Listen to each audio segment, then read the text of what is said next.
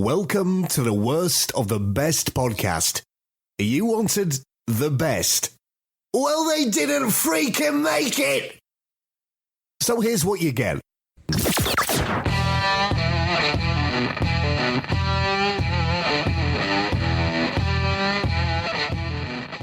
Good day and welcome to a very special episode. I'm very excited to do this, but before we get into it, I just want to be very quick here and explain what's happening. So you're either watching this on YouTube, which is awesome, and if you're watching this on Whelp, here we are on YouTube. The reason why we're doing this podcast episode on that channel is because my ghost journey started with the Whelpdom is what we call it. I want to give complete credit to all the patrons who gave me, Nathan, all these ghost songs to react to, and I thought I owed it to you guys to see our album review. And then if you're listening to this, of course, on the Worst of the Best podcast, I want to say thank you, and please listen to this. If you don't know this band, give this episode a listen, because I'm telling you, if you like rock and roll, that's my what do you call it? Please just listen to it at least to see what you thought about Ghost. You might change your mind when this episode's over. Okay, so I have with me two awesome, amazing special guests. I'm going to start with you, Andy. Andy, welcome to the show. Oh, hello. It's great having you here. And of course, we have the lovely Cayley with us today as well. Well, hello. I'm so excited to be here. I cannot wait to talk music with you boys. Well, yes. And this is the first time I've done a music episode with two co-hosts, because usually they run a little bit long. So I'm going to try to keep it tight. I'm a bit of a babbler.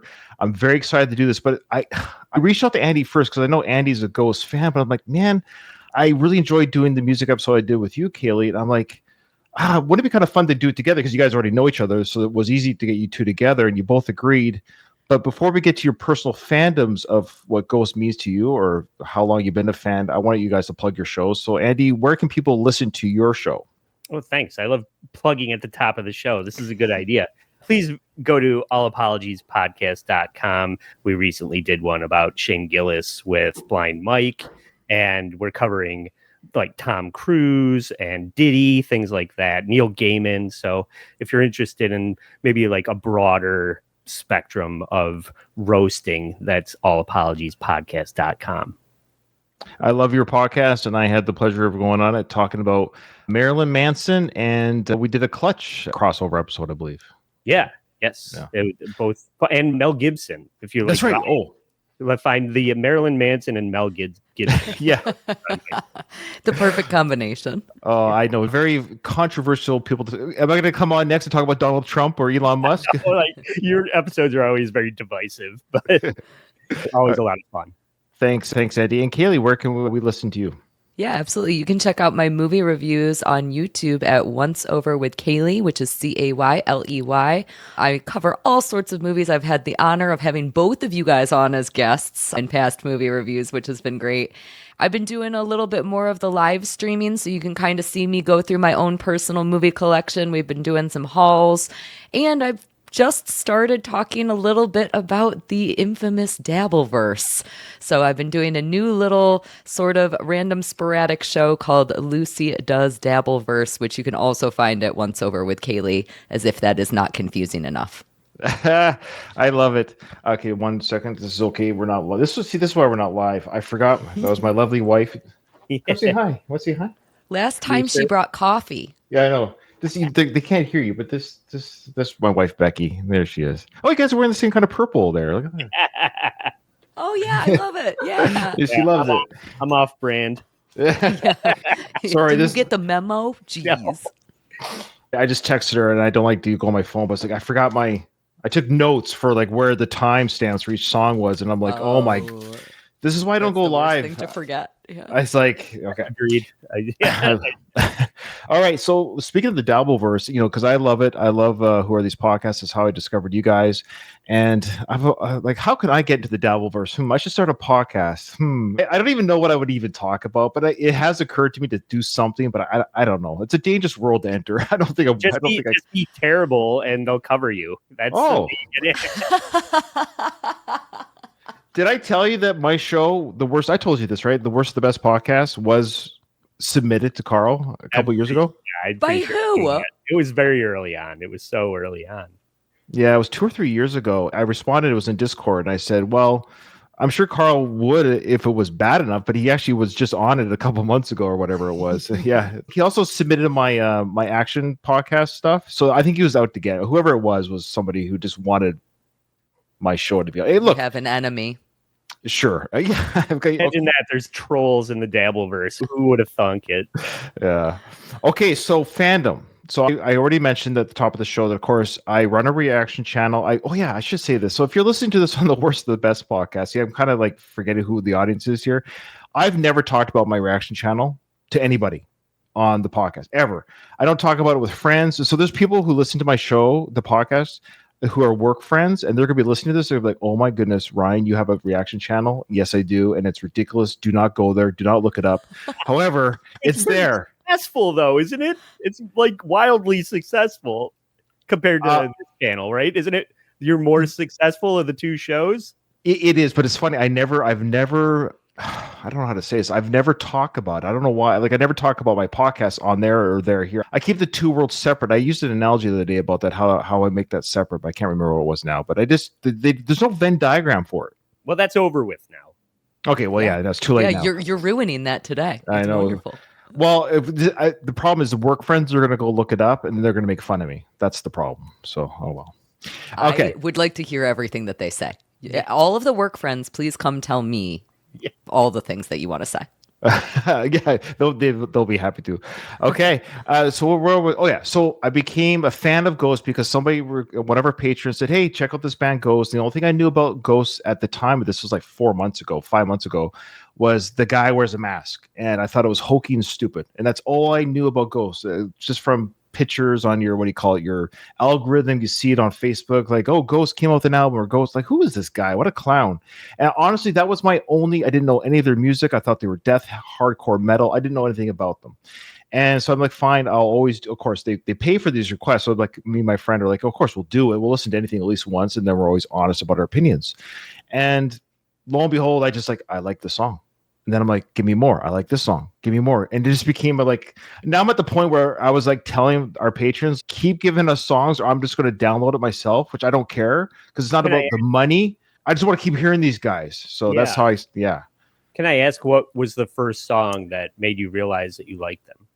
Well, it's funny. The first song that we were given was actually and people commented on the video, it's a very weird first song to be given because it's kind of like nothing that they really do. Was Mummy Dust. Okay, which is one of their harder songs, and I guess they thought because I do like Metallica, Megadeth, and stuff like that, they're like, oh, we should, because that's not really quite what they're like. And so I was like, oh, I really liked it, but then of course they gave us all the other the big hits, and we basically have reacted to now with Skeletá. We've done the whole album, of course, and that's why we're doing this episode because I never. Unlike other reaction channels, my friend and I, we never react to anything that we don't like. We don't fake react. There's a lot of fake reaction channels who do pre-listens. Anyways, I don't want to get into it. It gets me upset.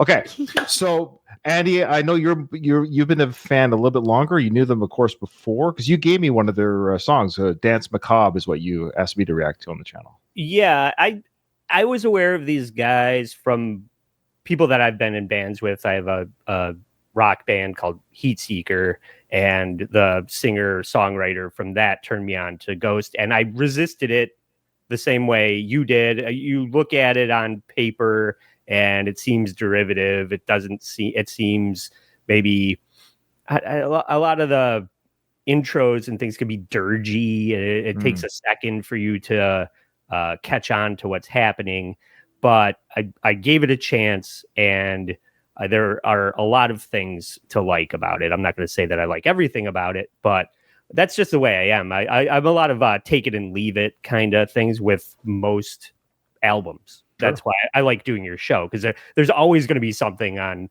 whatever we cover where I'll be like, that one's not for me. I probably won't revisit that. I have a lot of feelings like that about Ghost, but the stuff that I like, I love. Sure. So the band is divisive like that. Okay, it's a divisive band. Like people really are all in on it or are completely out on it. So I'm weird that way. I kind of take it and leave it song by song. Okay, interesting. Kayley, what's your fandom? I will agree with Andy completely. This is a very divisive band, and my history with them goes back much farther. So it goes back almost 15 years now, which is Wow. absurd to say. In 2010, I believe How old that are it you? was. Let's not talk about it. In 2010, I believe it was, Repugnant, which was Tobias's first, or maybe not his first band, but one of his previous bands, his Swedish death metal band, was playing their last show at Maryland Death Fest, or one of their last shows. And I went and saw that, and it was an absolutely amazing performance. And the following year, in 2011, Ghost was playing their first US show. Wow. And it was very hyped up. I mean, this was a huge deal. And this was Maryland Death Fest, of course, is one of the biggest death metal festivals in the United States, especially in 2011. It was the biggest. Now I would say there's a couple of other contenders, but it was the cream of the crop. You were getting, and it's called Death Fest, so mostly death metal bands. Sure. But the Ghost performance was extremely, extremely hyped up. Everybody could not wait to see this band. I feel like not a lot of people really knew a lot about them, and I was kind of in that boat where I didn't really know a lot about them going into it. And because of that, I feel like the vibe, everybody kind of felt like we were going to get something like King Diamondy or Merciful Fatey, where it was going to be not necessarily death metal, but something a little bit more rockin', a little bit more heavy metal. And obviously, they have many different sounds. I would not classify them as a metal band. I know some people might totally disagree with me about that. But before their performance, I actually went to their merch table because the hype was so real that everybody wanted to get their merch, and I didn't want to miss out. And I bought this shirt, which I just found. So this is my Ghost shirt from 2011. That's awesome. I have never worn. Because Wow. as it turns out, I don't like Ghost. Oh, no. What size is it? I'll buy it off you. It is a small, and it is currently, because it was a print of only 100, the only other person who I can find on the internet who is selling one has it listed for $400, and 2 people currently have it in their cart. So somebody somewhere is probably willing to pay $400 for this shirt that has been sitting in my closet for a really long time. All right, I won't buy it from you. Yeah, it's never been worn. So if you're interested in buying my very fancy Ghost shirt, please, I would love to offload it. Because If you're again, the size of Tobias, maybe reach out to Cayley. well, it is a big small. So it's still in the era of the metal shirts where a small was not a true small. I would say it really is probably more like a medium. That's awesome. And I believe, if I remember correctly, I believe that this is glow in the dark. Wow. I have some vague recollection of that being one of the selling points. There were only 100 of them, and I believe it's glow in the dark. Now, you said you never worn it. Do you think the price would go up if you gave it one war? It's funny. I almost put it on. I almost put it on for today. I was like, well, I have to wear it for this episode. Like when else? And then I was like, but if I ever try to sell it, then I can't say that it's never been worn because I wore it once on the internet. Yes, I've decided that in protest of Ghost, I have listened to their newest album, but I will not wear their shirt. Okay, so interesting. Now, I didn't know. I was worried, and maybe I'm still a little bit worried, but I know you're going to give this a fair shake, and I know you're going to I know you'll give us your honest opinions. Hopefully, it's not too bad. It's okay. I'm not going to defend if you're going to come at it, but I want to hear your honest thoughts because there could be people listening who are going to agree with your opinions that aren't going to be in line with mine. But my wrong opinion. No, there's no such thing. There's no such thing. Well, are we going to do what you think might be the best song on their worst album? Like, is I could do a best song. I could do a best song. I'm hoping there's something from this album that you enjoyed, but we'll find out. You'll be the opposing voice, and maybe I'm very hot. You could be very cold, and maybe Andy's right in the middle. So that's pretty much where we're at, I think. Yeah.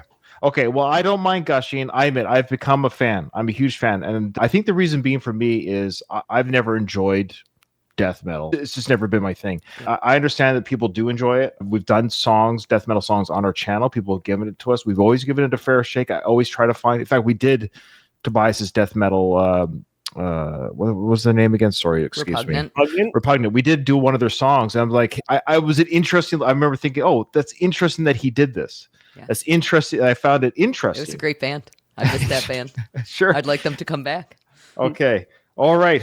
Well, here we go. We'll start listening to the album. And what we're going to do is we're going to play like the first minute and a bit. And then I've timestamped the guitar solo part and a couple of the songs I feel are like the outros worth noting. The reason why I do like them is because I'm a big fan of 80s metal, hard rock, from Iron Maiden to, there's a lot of influences here, of course, from like Boston and Journey, of course. There's just all these influences, Queen, and you hear it throughout the Motley Crue. And I think Tobias and I, despite the death metal that he loves, I know a lot of his influences are a lot of my bands I listen to. So I hear that in his music. So when he does go, I love the heavy stuff that he does too, but I admit I'm the repugnant, interesting, but it's not my styling. That's where I sit with this. So this album for me was just it's like if you were to ask Tobias, well, who was your influence? What 80s metal band or hard rock band was your influence? He would have said yes, all of them, because it just felt like they're all here, and it was a treat for me. I guess I got nostalgic. I'm a little bit older than you guys too, so there's a part of me that kind of got nostalgic for this sound of music again. I got excited by rock and roll again. So that's where I come from on this one. Mm-hmm. I remember when we did Van Halen's 1984, and we disagreed on I'll Wait, because to me that had that 80s vibe. It doesn't even sound like Van Halen. It's just like a completely different band, and it's super 80s vibe. And on this album that we're about to listen to, the songs that I enjoyed the most were the songs that gave me that 80s nostalgia rock. As we go through this, those are the songs that I'm going to key in on as my favorites. That's not what we're going to decide at the end, but I agree with you on the fact that it's old man rock is what this band is. Sure. Yeah. I love it. I love it for it. That's what I can't help. I can't help but love it. Yeah. For the purposes, if you're watching this on the YouTube channel, what the Worst of the Best podcast does is we take something that is the best. So for me, this was like the best new album I've listened to in a long time. We pick what we think is the worst song. Doesn't mean it's a bad song, but what we think is the worst song. But for Cayley, we're going to give her the worst pick. I want her to also maybe tell us what she thinks at the end, what her favorite song was. Force her to pick her favorite. Well, what was a pleasant surprise? Because even, that's fine if you want to reverse it. Not every song could be equally as bad, right? There's got to be something. That's true. So that's there true. you go. So if you want to flip the script a little bit with Cayley, we can reverse it and say, hey, not every song could be equally as bad. Yes. And I want to say this too. There's going to be Ghost fans who are going to listen to this, who are going to say, Ryan, how could you do this? How could you pick a worse song? I want to say again, it's an exercise. It doesn't change any of the value that every song brings. But there's some songs when you hear them, you're blown away by it, and you can't say that about every single song, no matter who the artist is that you enjoy. There's always something that makes you more excited than something else. So it's just which one do you get the least excited about? Okay. All right, let's go. We're going to start with the opening track, Peacefield. Now, I took out the choral part at the beginning. We're just going to go right toward the song starts. Play.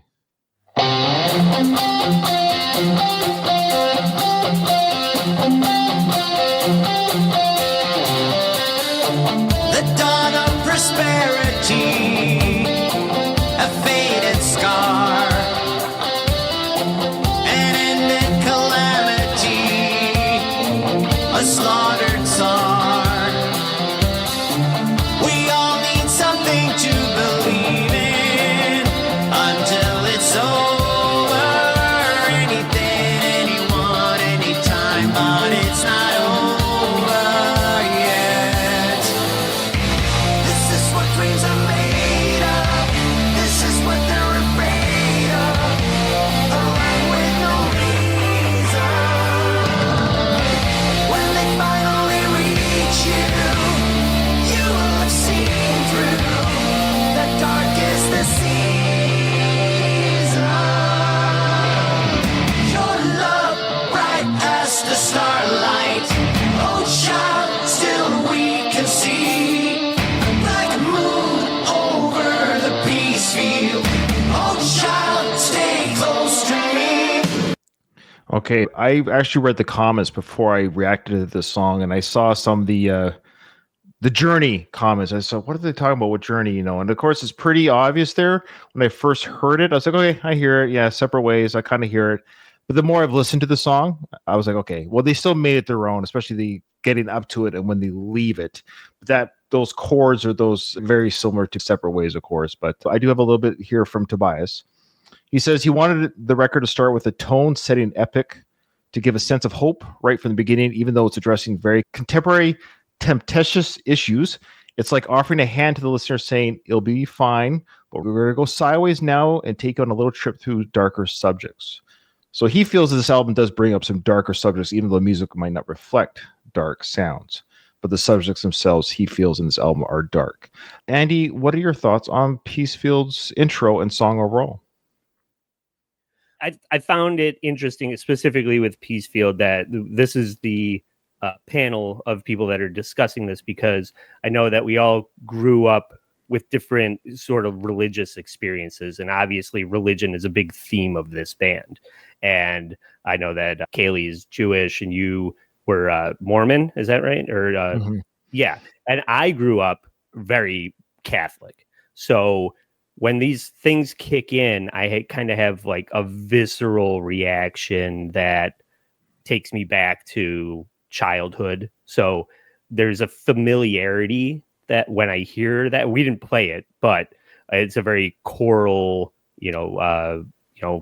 falsetto children choir, castrato choir that reminds me of being forced to go to. I went to a Catholic school as a kid, so I just kind of have this visceral familiarity when I hear that stuff.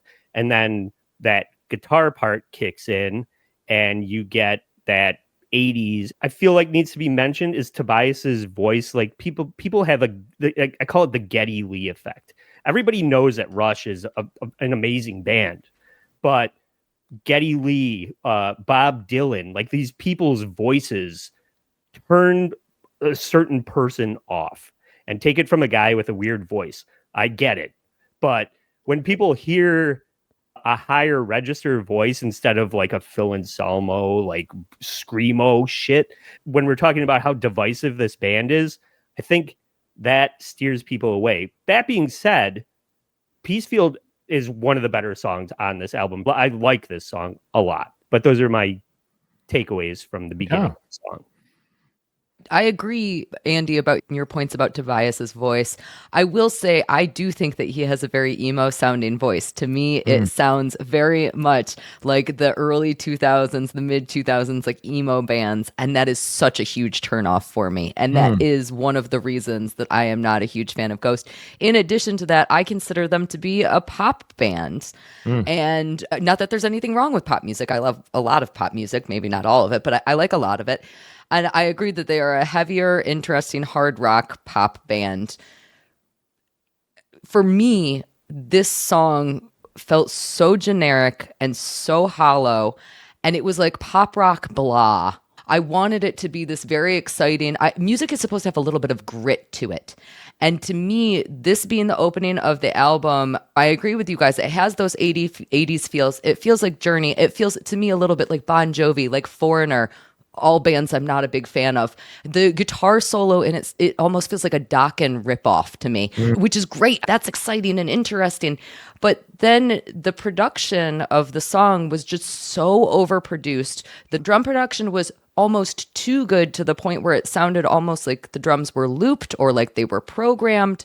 And that is, well, I mean, it's good, but also maybe it's my death metal lovings, but I like music to have a little bit of a grit. I want something to be recorded on a, 4-track in somebody's jam space. And I think that sounds beautiful and interesting and fun, I like that point, though, like too good. I remember Terry Date was a producer in the late 90s, early 2000s. That was kind of omnipresent on all of the big albums, Pantera specifically, but a lot of other bands. And if it's like Terry Date was on this, you knew the double bass pedals were going to be triggered. Yes. And it was going to be like tight. And so when you say it sounds overproduced and too good, that's what I think of. There is absolutely such a thing as overproduction. And I think that is one of the fatal flaws to this album. For me, I think that Peacefield is at least an interesting enough song that I could get over it. But as the album continued along, and this is not a problem that I have with all of Ghost albums, it was something specific to this one, it felt so hollow. It felt like a shell of a song. It felt like if I gave a really great AI some really good prompts that I could have gotten something that sounded similar to this to me. If I said, give me those 80s feels and give me an opening with generic church music and write some stupid lyrics like "We are Legion, join us." And That's a great like, part of the song. I love that that's part. your favorite part? Yeah, I know. I'm sorry. I'm gonna trash Ghost this whole episode. Everybody, don't hate me. I'm so sorry. No, well, no one's going to hate. It's fine. I got to figure out how I'm going to title this episode now. So, for those who are joining me on my channel, I love Ghost. It doesn't matter what anyone says. I want to hear opposing thoughts. Don't get me wrong. Here's the thing.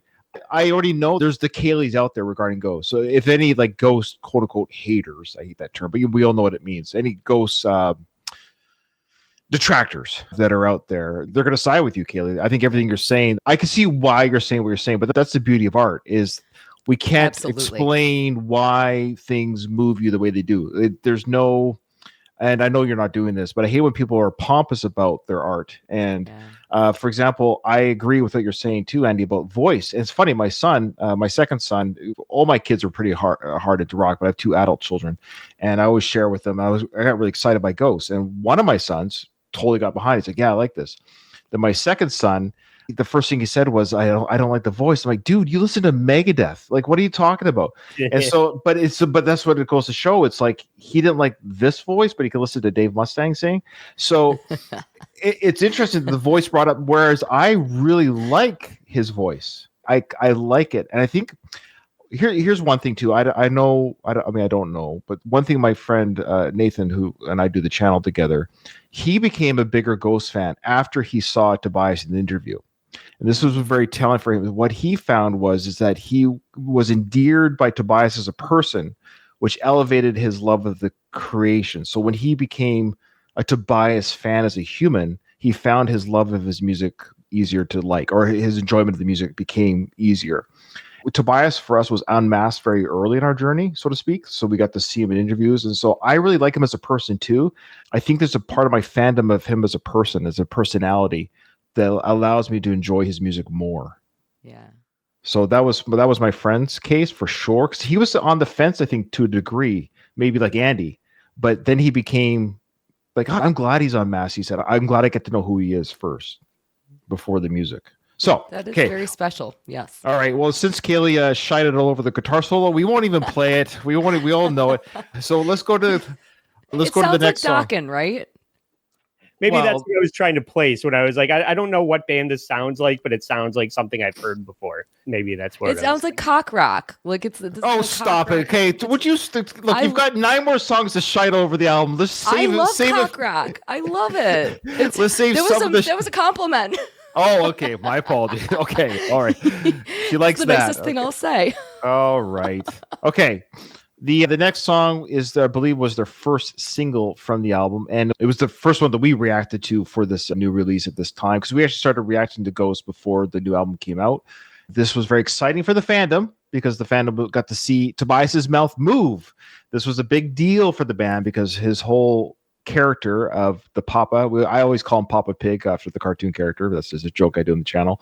But all the Papa incarnations were different numbers. They have a whole lore, which I'm sort of kind of know, but I'm not really worried about. For the fans, they got to see his mouth move because my understanding is Tobias was feeling constricted by the mask. Obviously, he couldn't quite open his mouth at concerts. You could even hear the breathing as he's singing through the mask. But now he has this part. It's all free now. So this video, we're not showing the video, we're just doing the audio, but the video exposed that part of his mouth. And it's kind of funny that the fandom after 19 years could see his mouth move when they sing. So that's kind of funny. Okay, so here we go. The opening parts of the song. What's the song? What's it called? I don't know how to pronounce it. Lachryma? Lachryma, thank you. I admit some of my pronunciations of this will not be very good. I apologize. That's the problem with Ghost. A lot of the things are Latin leaning. Yes. One of my biggest problems is that one that I really like that I can never remember the name. It makes you have to Google. All right, here we go. Lachryma.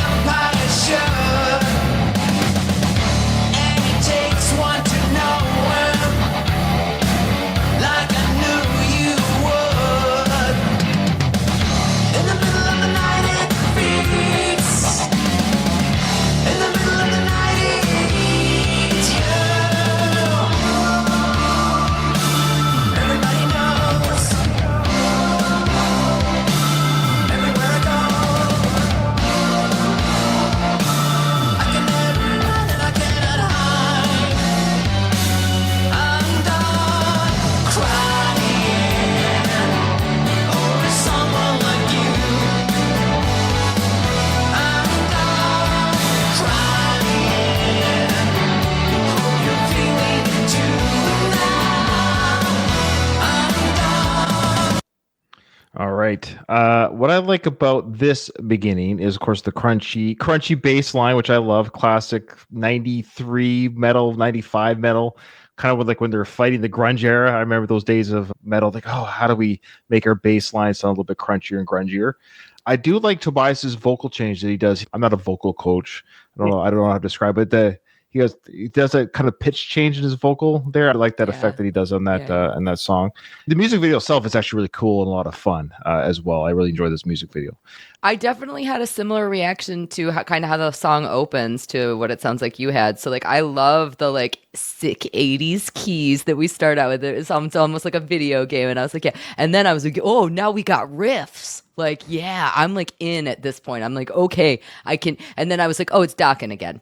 And the pacing for this song was, I think, my biggest challenge. It felt like a sludge. Even though I enjoyed a lot of the pieces of the song, it was like, okay, is it done now? Are we at the end? Despite the fact that I have taken a stance on not particularly liking Ghost, I will be the first to admit that I am also not incredibly familiar with their musical history. I have probably listened to all of their albums maybe one time and then said, this is not for me, and moved on. Well, at least you gave it an honest listen. To me, and this album I actually have listened to 4 or 5 times now in preparation for this episode. Well, thank you. But what I will say is that what this song felt like was, it almost felt like a more generic rendition of what they do on previous albums, and that they did in a better way. Now, again, I'm not the authority on that, because I'll be the first to admit that maybe I just don't get it. And also, maybe I haven't listened to the previous albums enough to make an opinion on that. To me, this sounded like if I was like, okay, make a Ghost song, but, like, make it a knockoff Ghost song. This is kind of... What you're saying is, if it ain't broke, don't fix it, is the term that you're looking for. Well, I mean, if it ain't broke, don't fix it. It extends to a certain extent, using, Megadeth as an example. I think we can all agree their sounds have not changed a huge amount, and there's certainly some more recent broken albums on their end. I also will say something that I did really enjoy about the song. It almost felt like the band Warrant to me, and I really like Warrant. So again, it had that, like, 80s, like, a little bit more, like, heavier rock, heavier metal. And I loved the riff. I thought the riff was really great.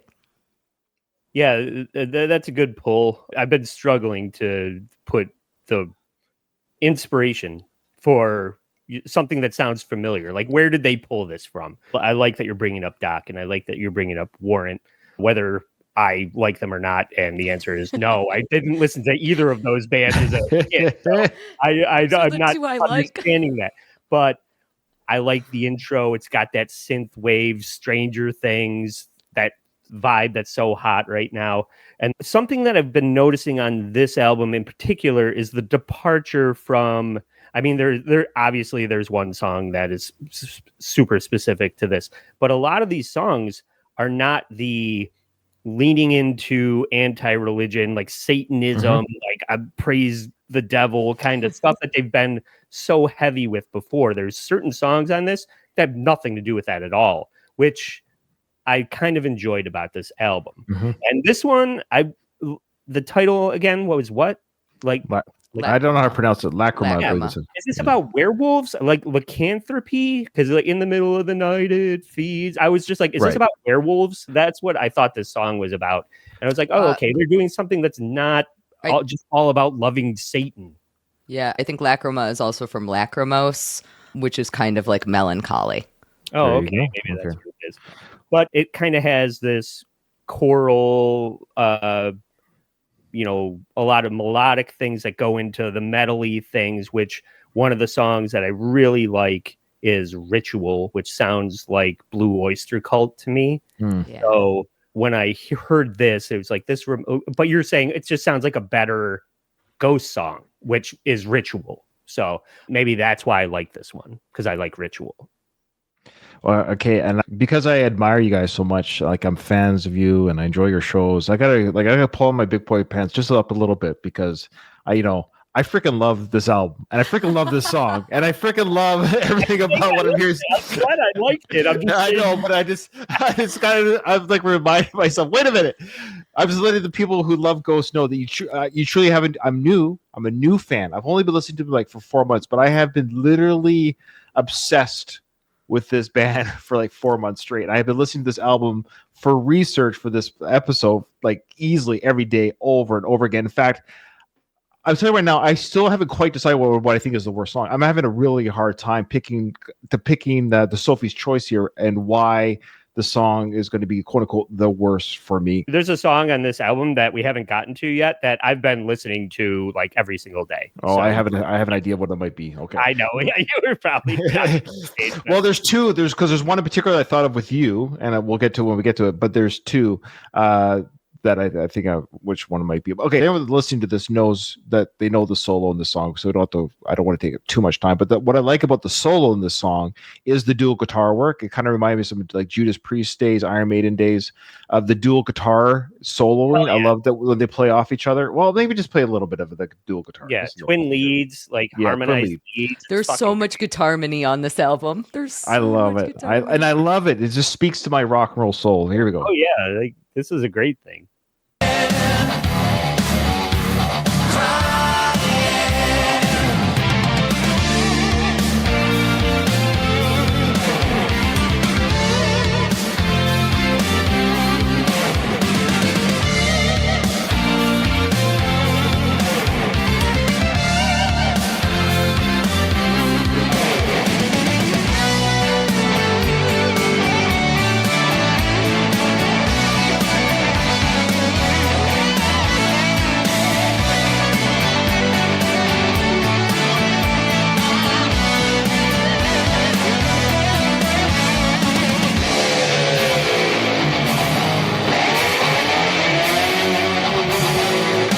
What does that part sound like right there? That Molly Cruz, Dr. Feelgood. That's what it reminded me of. yeah, Oh, okay, yeah. I literally skipped over this note that I wrote about that Oh. guitar solo. And now that Uh-oh. we're talking about it, I have to say it, and you're going to hate me even more. No, we don't. My hate note is the guitar solo is so boring. And then I reminded myself of an experience that I know. You hate me. You're never going to ask me to work with you ever again. Okay, this one time I went and saw it was Zakk Wylde opening up for Judas Priest. And Nice. I was going for Judas Priest. At the time, I was not a huge fan of Zakk Wylde. He had kind of gone downhill for me by this point in time. I don't know, this was probably around 2011 or 12, also probably in this same vicinity of time. And so I wasn't a huge fan of Zakk Wylde, but Zakk Wylde at one point during the show, he goes into a guitar solo, and I don't know if you guys have ever really listened to like just Zakk Wylde stuff. All he does is like he walks it up, and then he walks it down, and then he walks it up, and then he walks it down, and then he does that for like 5 minutes. So he starts a guitar solo, and I'm like, oh my god, this is the most boring guitar solo that I've ever heard in my whole life. I'm gonna go to the bathroom. So I go to the bathroom. I like take my time. I wash my hands for like a full 1 minute. I'm like, yeah, this is going to be great. I'm going to get out there. This solo is going to be over. I had to wait in line at the bathroom. So I was probably gone for, 7 or 8 minutes. He's still doing the same guitar solo when I came back out. And that was what I felt like when I listened to the solo. This is better than that, obviously. But that was like my initial... Sure. That was my initial reaction to the solo. And upon additional re-listens, I agree it is actually a pretty cool solo. But that was my initial Cayley being salty reaction. This is where we're going to start to disagree, Cayley. I mean, I know. Well, Zakk okay, Wylde listen. because I saw Zakk Wylde fill in for Dimebag Darrell on Pantera, and that was my biggest problem with the Pantera tour. It's just Zach being Zach on a Pantera riff, which I didn't like. But this is not that. This No, solo I is know. that. I know. Listen, I was salty. Okay, listen. I went into listening to this album being a Ghost hater, and I went into listening to this album after Peacefield feeling like it was very generic, feeling like it was very overproduced. And so I went into the song Lachryma already salty. I was going to hate it on my first listen no matter what. So those were my first notes. Again, I listened to it after that, and it's a good solo. It's a good solo. All right, awesome. Everybody hates me now. No, stop it. Yelling at you. No, nobody. No, it's nobody's gonna hate. That's really weak. I look. I love you. Okay, Thank and you. I'm a huge Ghost fan. But the two worlds can exist. I can listen to your look. I do a reaction channel. One of the people who are fans of our reaction channel know it's about me and Nathan is that we never lie to appease the audience because that's not our brand. So you're on brand for how you feel. Don't worry about it. If you're a Ghost fan, you're going to like what I have to say, which is what I've done for every reaction. I freaking love this band over and over. I love them. And it's okay to have a different voice, but you're not just saying, I hate them, they suck, because that's not a good discussion either. You have things to say about it. And there's also songs you do like, or parts of the songs. You're not just shiting out on everything. So you're doing just wonderful. Don't worry. Thank you. Okay, so we're going to get into the next song, Satanized. Now, I should say first off, to answer your question, Andy, the Lachryma is about self-deceit. Okay. That's what Tobias had to say. And it's his favorite on the album, one of his favorites. He goes, this is one of my favorites on the record.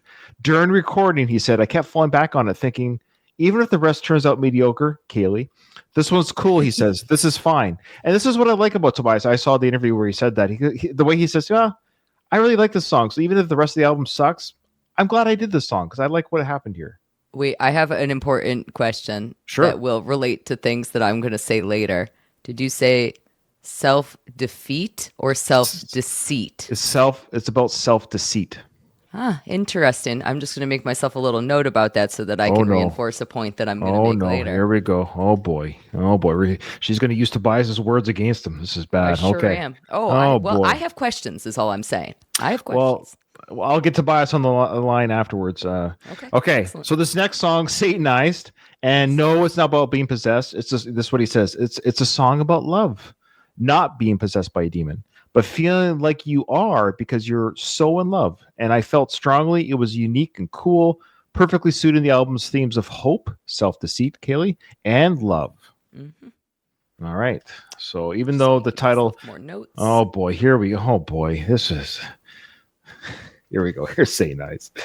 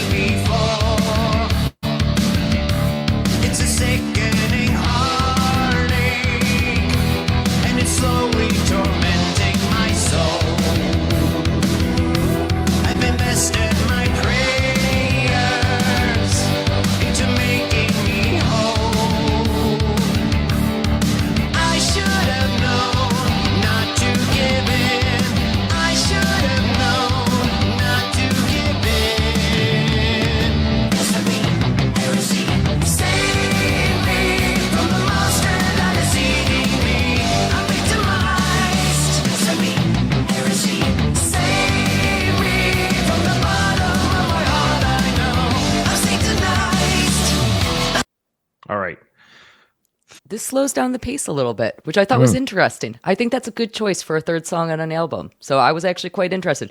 I also think that there is a pulse to this song. There is a pulse to this song, which it was very exciting for me. Now, like I said, when I first listened to an album, I really like to just give it a complete, I sit down, I am listening, I'm not reading lyrics, I'm not trying to analyze anything, I'm just going through it. I was completely convinced that chorus was saying miss a beat kerosene.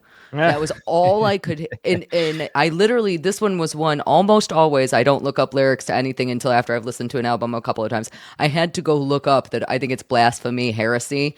Yeah. That does not sound like those words to me, even in the slightest.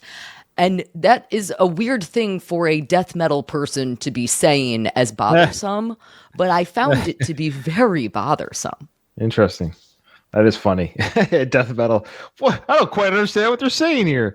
Yeah, that's funny. So, okay. So you would say, though, I want you to explain to me the overall theme here, because when I did read the lyrics, to me, it felt like it was about a religious conflict, but you're saying that really this is about... It's an allegory. It's an allegory. He's using possession as an allegory of feeling strongly in love with somebody. You're overwhelmed by that feeling of love. Okay. where you feel possessed, where might even change your behavior. You're not quite yourself around somebody because you're so in love with them that you're almost Okay. not All right. yourself. That makes a lot more. I was struggling with the theme, and I don't usually get super fixated on lyrics, given that I listen to bands that have song names I probably can't say on this channel right now. But I struggled with the lyrics, but I enjoyed the pacing and the rhythm section and the music. What I really like about this one in particular, as a bass player, just Ghost in general, they have a really good bass tone where they let it shine. And a lot of people bury the bass in the mix, and Ghost does not do that. And it stands out in this song. It has that kind of like gallopy pace. And the things that I don't like about it are when it breaks that stride. They have a lot of melodic. It's like you're galloping along and then it does that da da da da da, and it just kind of like breaks you out of enjoying it. I just didn't like that little bit about the way they change it up there. Yeah, I know. And also what I was saying about they have this theme for most of their catalog that this is on brand with. But what I was enjoying most about this album in general is that the departure from that. There's so many songs that aren't really, aside from the Latin song titles, a lot of these songs aren't really about like Satan and religion and blah, blah, blah, blah. That is kind of like been beaten to death by them for the last 5-6 albums. For me to like get to this one and be like, okay, just kind of like, let's return to the same old thing with the title anyway. With the title, I think that was the idea. Yeah, really just with the title. It's just like, okay, this is on brand. But for the most part, I like the tempo of this. I think it's a fun one on the album. I liked it. Yeah, I think this was their... Actually, I said that wrong. I said Lachryma was the first one. I think it was this one was their first single from the album, if I remember correctly. This is one of the big... Yeah. This is like the obvious... Speaking as a Ghost nerd or Ghost fan for this album, I listened to this album other than the last song, just because it's a slower song, but we'll talk about when we get to it. But this album, I think almost any one of these songs could have easily been a single, and I think most fans of Ghost would have been like okay with that. This is a very single heavy. I think it's why it's only 10 tracks. It's not very many tracks. 10 is not a lot in today's music. It's almost just barely like an album. Like an EP could be 7 tracks, right? So I think that was on purpose. I think he really wanted to not have any filler. I think he wanted every song to, if you're a Ghost fan, I think he wanted to have every song to be kind of fun to listen to and just like, oh, next song. That's why for me, this is actually a very hard choice as to what I think is the worst song. So yeah, this was the first single because this at the end of this video was he did the presentation of his new character. That was the big reveal because at the very end of the video, he revealed Papa 5, the costume, the mask. And so that was for Ghost fans. Again, they were very excited to see that, you know, what's he going to be for this album, right? Because he has new characters. So that's part of his lore and fun. I'm not a Ghost nerd in that I don't know the history. I've only been a fan for like 4 months even. But I have a feeling with the mask removal part, with this album there's not one song in here that has anything to do with church or Satan. Really, every track that he talks about has nothing to do with religion. So I have a feeling Satanized, Ryan. Well, I understand, but that's just for allegory. It's a metaphor. But you're right. The title is that, but he says specifically that it's not about Satan. Like he says that verbally. Like this isn't about being possessed. It's just a metaphor of that. So if you're like hardcore, I must have a satanic song. Sure, you can enjoy it for that. But he's telling you as the author, it's an allegory. It's a metaphor. But what I'm getting at is I think he's doing that on purpose. I think this is him, I would say branching out. I think this is intentional. And I know there's Ghost fans who don't like this album. Oh. I think it's their divisive album. I think this is their Black. Metallica's Black. Yeah, I think that's accurate. Without the global success. Well, it was the #1 hard rock album, the first one in 20 years on the charts. Okay, good. My I mean, I know they've worth had $400 now, Andy. They've had success at the Grammys. I'm not saying that it's not a successful album. You're right. The Metallica is, of course, this is apples and oranges. You're right. The fandom of Metallica is huge, of course. Yeah. But Ghost has expanded and grown. Like they keep growing. I think this was a marketing choice, whether you like it or not. The same way Metallica had a marketing choice. They became who they are today as a legacy act, still filling stadiums, doing back-to-back shows, because of the Black Album, and I hate the Black Album. I think that's fair. That's a fair. I'm a huge Metallica fan, right? So I think there's Ghost fans who might view this album as their Black Album, even though they might like some songs from it, but they might be angry, like, no, we were there at the beginning when you were, and now your songs are catchy and they're fun, and I don't like that, so to speak. Maybe I could be wrong. Let us know in the comments. Okay. The next one, I'll tell you right now, the next song, I love, love, love, love. So I always hint at what would never be a worse choice. This one, it grew on me just for sake of time here. Because there's 3 different parts in the song. I want to get to the part where his vocal changes in the song, the vocal stylings. So it's called Guiding Lights. And this song, he says here, Guiding Lights is the more traditional hard rock ballad of the record, though disguised as one. It started with the chorus ding, ding, ding, and the line roller leads nowhere, using one of the most common chord progressions ever, but it sounded cool, he says. He also says there's also a 1982 horror VHS vibe like Suspiria that could have been a big instrumental, but it transformed into an effective ballad about not daring to tell someone they're on the right path because it might ruin even a friendship. So that's the Guiding Lights. That's what he thinks the Guiding Lights are. So, yeah, that's what he says. He wrote it about. I don't know if I should read Tobias's word. I feel like Tobias's words are being used against him here. I don't know. Okay, here we go. I'm just interested. So I'm going to go to 130 of the song. I just like his vocal change at this part in this song. Again, if you're a Ghost fan, you already know these songs verbatim, so we don't have to play a lot. Through the powers that be, I just want you to see there stands our God before us. Can't you hear them saying that the road that leads to nowhere is long, and that those who seek to go there are lost? The guiding lights, they lead you on, and the road that leads to nowhere is long. I love that part of the song so much. His vocal effect, I love it when he does that kind of weird, deeper, like he sounds like he's pleading, almost like he's breaking out, starts crying. It's a weird change in his voice.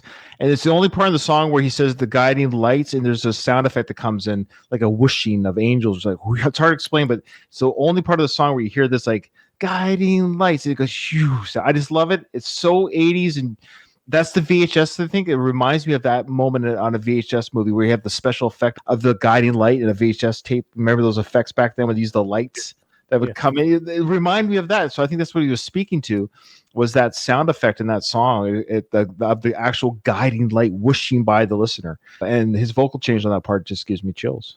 This one is a vibe for me. I feel like when I'm in a certain mood, this speaks to me. And power ballads are kind of like that, if you're feeling frustration. This seems like, even though you're feeling frustrated, there's maybe a point to it. And I also have to point out that I like that you pulled up the album art, and the active album art of this. It very much reminded me of Metalocalypse, if anybody is a fan of that. Yeah, I am, so I want to point that out. But I also hate Metalocalypse. well, I mean, that's fair. I mean, that's what you're here for, to be a contrarian. Continue. I respect your opinion. No, well, these are the vibes that I'm getting from this. And honestly, if Tobias showed up as a voice on Metal, I wouldn't be surprised if he was already. So yeah, good point. I don't know for a fact, but I wouldn't be surprised if he was. He probably likes it. I bet you he would be a fan of the show. He'd be a fan of the show. Sure. I bet he would too. Oh, geez, here we go. All right, Cayley, do I dare ask? So, your thoughts on Guiding Lights? My only note on this, I have like tons and tons of notes, especially about the next song. I have tons and tons and tons of notes about the next song. Interesting. My only note on this is, all right, it's a ballad. I want to reinforce. I did really also like that vocal change. This song was the only song that felt like it had gut to me, and the reason that it was like the only song you could feel it in your gut, and that was kind of what I was describing earlier, which is kind of one of my overall issues with the album. The hollowness. It doesn't feel like it has the grit. It doesn't feel like it has the feeling that I like to feel. It feels that overproduction, I think, is a part of that. But that vocal change feels real, and that feels like breaking down. And that is the thing that I love about music, is getting to feel stuff like that. So I think that you hit that right on the head, Ryan. Well, thank you. Thank you, Cayley. All right. So another wonderful guitar solo in this one as well, but we'll save it for dear listener. If you don't know the song, go check it out. Guiding Lights, wicked guitar solo. I love the ending too. I just want to play the outro because I just love the way the song ends.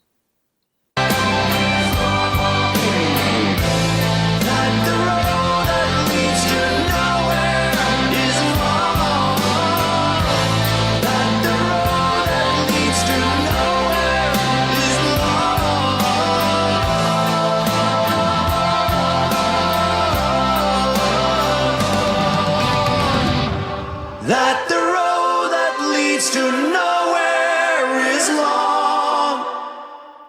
Reminded me of Aerosmith's Love an Elevator. Loving an elevator, living up when I'm going down. It's worth noting, though, how many three-part harmonies did you hear at Maryland Death Fest, Cayley? Listen, there are a lot of very talented death metal bands. Yeah, I'm sure. But I just like the piano incorporated. There's a lot of like synth keys. There's a lot of classic piano and a lot of harmonies that you're not going to find in a lot of bands, especially in 2025. Absolutely. So when people modulate keys or like do key changes, it's kind of a lost art in a lot of ways. I was in a studio recording an album, and we modulated a key, and the engineer, the guy recording the album, was like, nobody does this anymore. It's just not something that's done in contemporary music anymore. So I think there's just like value in it. And nerds, right? People that know about tone and chords and how to write a song. You know what, Andy? Can I just say I'm so glad you guys are friends, and really you're like good friends, because I need to have you fight Cayley for me just a little bit, because I'm like Cayley. No, and I don't mean that in a bad. It would have been the same had it been reversed. It's not like, let's say it was Cayley that like goes more than Andy. I like that you guys are there to be that voice, because I just don't want to. Anyways, I appreciate you're here for me. You're my spear a little bit. It's fine. I can't wait to ruin my relationship with Andy. We're done after this. We're done. No, Ryan, you're still in. I still respect your opinion, but Andy and I are fighting. Well, I wanted to speak to what Andy was saying about not doing this anymore, because again, I was raised on like Aerosmith, Van Halen, Motley Crue, Guns N' Roses, AC/DC. This is my jam growing up. When I was a teenager, I lived in the heyday of this stuff. It was just, this is what occupied the radio waves, my CD collection, the concerts I went to. I lived that time when all these bands were in their primes, and I was really grateful to be during that time of rock and roll. And one of the criticisms I've had about modern day music, and I don't like to be that, music nowadays, is like I used to say that bands aren't doing harmonies, gang chorus, guitar solos. I haven't played them all for these songs for time, but that's what I love about this album. It's like, give me guitar solos. And finally, bands are playing solos. Like, play the freaking solo. So many bands today just don't play solos anymore. Why? That's a great point. We have the only ones doing it are country stars. They're playing guitar solos. It feels that way. Tons of solos in metal. Listen. I know that you're both criticizing my love of death metal, and I will be the first to admit that every single brutal death metal band sounds the exact same. It's one of my favorite things about the genre. My favorite band puts out 10,000 albums a year because every band sounds exactly the same. It's a wonderful, wonderful thing. I love that. But there are plenty of other death metal bands, black metal bands that are all doing really cool stuff like this. I just went and saw Psy at Maryland Death Fest this year. They are a Japanese black metal band that features saxophone. The two main musicians, their kids are now in it performing, doing bongos and flute. They have a flautist, the saxophone. They're doing crazy, wacky, fun stuff in metal all the time. weirdos. Well, no, I guess when I say guitar solo, I meant I'm sure they do like solo work. Of course, like the guy goes up. I like the melodic. It's hard to describe. Like, not that they're doing, but the Stevie Ray Vaughan type sound solo. That kind of solo. Like I miss that type of singing solo. Does that make sense? The singing solo. Yeah. I understand. Okay. All right. The next song, I think I got the pronunciation, is De Profundis Borealis. I think I did a pretty good job there. I had to look up the phonetic. That's very good. Well, thank you. Here you go. So be prepared, Cayley. You're going to hate everything Tobias says, but this is what he had to say about the song. No, I already know what he has to say about the song because I already figured it out. Can I make a guess about what this song is about? Yeah, yes. Sure. Can I go ahead and make a guess? I know exactly what the song is about because anytime ever that you use the phrase De Profundis, you are making a reference to the very infamous letter that Oscar Wilde wrote to his boyfriend, Bosie, while he was incarcerated in jail. That is what this is about, and you cannot change my mind on that, and I guarantee that Tobias said that somewhere. So I don't know what you're reading, but that is what it's about. And there's a very interesting story behind that letter that I would love to share with both of you and everybody else, if I may. Oh, sure. I am very excited about this. De Profundis is a extremely beautiful letter that Oscar Wilde wrote. And of course, Oscar Wilde was infamous for writing short stories. He did A Picture of Dorian Gray. He did a lot of poetry. But Oscar Wilde was also gay at a time that it was not acceptable to be gay. And Oscar Wilde was dating a guy named Bosie.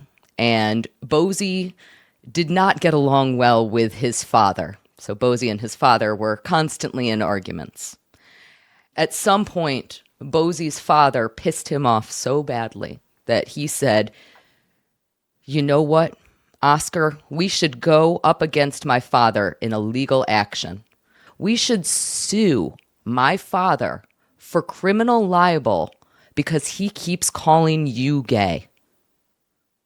So Bosie convinces Wilde to file a lawsuit saying that Papa Bosie is a horrible person because he's been calling Wilde gay. Now, of course, the problem with that was that Wilde was actually gay. So instead of them prevailing on this lawsuit, which Bosie forced upon Oscar Wilde, what ended up happening was that Oscar Wilde was imprisoned because it was illegal to be gay. So I can't sue everyone I went to high school with? It turns out you cannot do that. I mean, only if they're not wrong. So when Wilde was in prison, he wrote it's over 50,000 words letter. Oh, wow. To You gonna read that now? You gonna read it now, or? I will not. It is very, very long. It is beautiful. I actually wrote a thesis on it, which is one of the reasons that I'm so interested in this topic. Now, this is an extremely beautiful letter, and it is also full of all of the passion in the world. And there's been a lot of discussion about if Wilde, when he wrote this, intended for it to be seen by other people. Obviously, it was just a letter between two different people, but there's a lot of theories that Wilde intended for other people to read it. And much of the letter, unsurprisingly, deals with topics like, I don't know, let's say self-deceit, pretending like you're not gay when you are, or, I don't know, feelings such as feeling strongly in love, like Satanized was, and Lachryma was about self-deceit. And all of these sorts of things are discussed within this letter. There are points in the letter where Wilde is hating himself for having fallen for Bosie. There are other times where he is completely and utterly in love with Bosie. And I think that is truly the point of this album. I think that this song is the epitome of this album. And my very big question for you, as soon as I saw a song that had De Profundis in the title of it, my number one question is, and I don't know the answer to this, is Tobias gay? No, he's married with twins. I don't think that answers the question entirely. That doesn't reinforce Cayley's point, Ryan. I'm sorry. Married with Yes, he's gay. Sorry, you just added happily married. Listen, I'm just saying that I think he is going to come out as gay after this album. I'm just saying. Okay. I just would like to call it right now. I think that that's wonderful, and I think that there is all of the We're celebrating him coming out of the closet already. Yeah, I'm celebrating it. I think that's great. If he was out of the closet and gay, like if he was a known homosexual, would that be okay? Or like, no, I think that the way that this album is written, I think that there is a lot to support the idea that he might be going through some of the same internal battles that Wilde was going through after he was publicly accused of homosexuality, which then he had to confront head on. And I think that a lot of the things that I'm seeing in this album relate to the lyrics that Tobias is talking about. So one of the lyrics in De Profundis, we haven't listened to it yet, but there's a palace built of broken tears. There's a lot of things. We'll get into some lyrics in some later songs that I think also might support my point a little bit. I do think that there is something about this song that makes the rest of the album kind of make sense to me. Okay. I think it's on brand. The Westboro Baptist Church would agree that if you're singing about Satan, then you're gay. Yeah. So he says the song is about regret. Sorry. I mean, It's about De Profundis. I'm gonna Okay. find it. I'm gonna find it. that's okay. I really wish Tobias knew. I wish Tobias knew why he wrote his songs. Listen to me. About regretting marrying a woman. Yes, right. He's Yeah, regretting married. Thank you, Andy. Thank you for your support, sir. We're back to being friends. I believe that Tobias is a well-read person. There is nobody who is well-read who is familiar with somebody like Oscar Wilde, and I think that Tobias is likely somebody who is familiar with Oscar Wilde that does not know what De Profundis is, that is not powerfully moved. This is the only book that I reread again and again and again and again. I wrote a thesis on it. It is powerful and meaningful. And I think that, again, it seems a little revealing. There's no way you call something De Profundis without making a reference to Wilde. Okay, and no way. I'll just I'm not disagreeing with you, but it could also just be a character or somebody he knows. Like he's talking to something he knows. It might not be about him just because he's the author. Did we Right, even you- listen to the song yet? No. I just needed to go off. I haven't even given my thoughts on the song yet. Oh That was just boy. Well, you're not gonna like it. So here we go. We're gonna so we've acknowledged that already. But here's what I like. What Turn me gay? what's that? Is this song gonna turn me gay? I think so. It's my favorite. This is my favorite song. Now I know why. Okay. Okay, here we go. So the highlight of this song in many ways for me is the way it starts and the way it kind of kicks in. I think is a lot of fun, and then we'll play the outro. Here we go.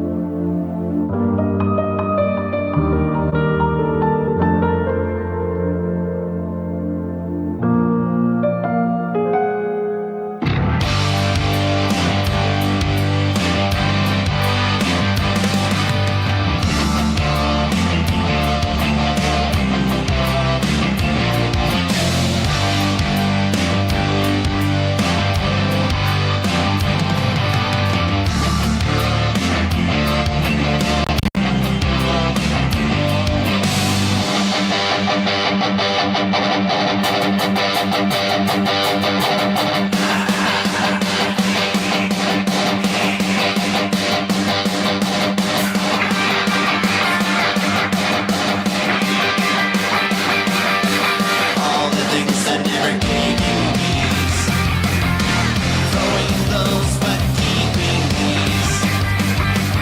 All the rights that didn't undo wrongs, put it back where it belongs. In a palace built of frozen tears, all life is gone. But between the walls of whispering frost, secrets live on. Every time you feel the wind blow, and a glow within you dies. What I do love there when that chorus kicks in is that double bass. What the plays behind it, I love the I don't know why I love that part of it. Drum riff. Yeah, it's a good This- drum line. Yeah, drum bass. Yeah, This song makes me want to pump my fist a little. yeah. Wait, can I just read this though? Because Oh, more gay proof. It's just a quote. It's just a quote from Tobias himself. Before you say it, I was gonna say, does he say I'm gay? Okay, go ahead. Oh, I haven't gotten that far. Oh, baby. okay. What does he say about the letter? He says, Tobias says, Oscar Wilde wrote a letter called De Profundis. That means from the abyss. Borealis means northern. So for all of you black metal fans, it's one of the most immortal-esque titles because it means from the northern abyss. Also, that's dumb, but that acknowledges that, yes, in fact, this was a reference to Oscar Wilde's infamous jail letter. Yeah, I've got the same quote. He won. says it's about regret afterwards as well. So he, I've got the same quote. I'm just saying that I was right imprisoned, about what it's about. wrongfully imprisoned. Yeah, sure. Listen. I only have a couple of notes about actual song. Can I just say those really quick? I'm sorry. Yeah, I know sure, I of took over course. this song. No, you're I fine. love his lower register on this one, and I love the melody. And again, this song, it kind of makes me want to like pump my fist a little bit. Maybe it's just because I love Oscar Wilde so much, but I enjoyed this song quite a bit. Good. Before we go to Andy, I just want to ask you, Cayley, do you know the band Opeth? I do. Very well. Correct. Arch Enemy? Yes, I am very familiar with Arch Enemy. I've been a fan of Arch Enemy since before Angela joined the band, multiple women ago. So do you know who Frederick Atkinson is? That sounds very familiar, but it's not. He's the guitarist for those bands. I say this because he's the guy that plays solos on this album. He's not the original guitarist of Arch Enemy. I didn't say he was original. He's formerly of the band. But he followed them recently. Okay, so he plays with a bunch of people. He plays with Opeth, Arch Enemy. So he plays on all these death metal bands from Sweden because he's Swedish himself. Yeah. And so is Tobias. Tobias is Swedish. Anyways, I just thought you might be interested to know that he is the lead guitar solo work on the album. That's exciting. Yeah. Do you know how they got their original female vocalist, who was Angela Gassau? I don't know how to pronounce her last name. Originally, okay, so this was in the relatively early internet days. Bands already had websites, but they were very, very basic. We were on like the GeoCities websites. And so Arch Enemy had previously had a male singer, and they wanted to hire Angela as their new female vocalist, but they were so terrified to have a female vocalist who was doing death metal style vocals because they were like, there's no way that anybody is going to let this fly. Now, this was, again, in the very early days. There weren't a lot of females in the metal community at all. This was in maybe 2003, if I remember correctly. What they did was they went on their website and they posted a little audio clip of Angela singing one of their old songs. And they said, what does everybody think about this? What do you guys think? And everybody went, oh my God, that's the most amazing. This guy is so much better than your other vocalist. This is the correct sound. Arch Enemy, you figured it out. This is going to be like, oh my God, it's so, so good. And then they were like, oh yeah, by the way, her name is Angela. And I remember when that was happening. I feel like that's a story that nobody ever talks about with Arch Enemy. I remember when that happened, and it was like this mind-boggling thing. Everybody was like, "What? That's a girl!" And then Angela took them to a whole new level of, Wages of Sin became far and away their most popular album. It's my favorite album. It's a great album. That's a great album. They did something deceptive to fool men. Okay, that makes sense. Yeah. A woman did something deceptive to do. How dare she? Fool a man? Yeah. How dare she?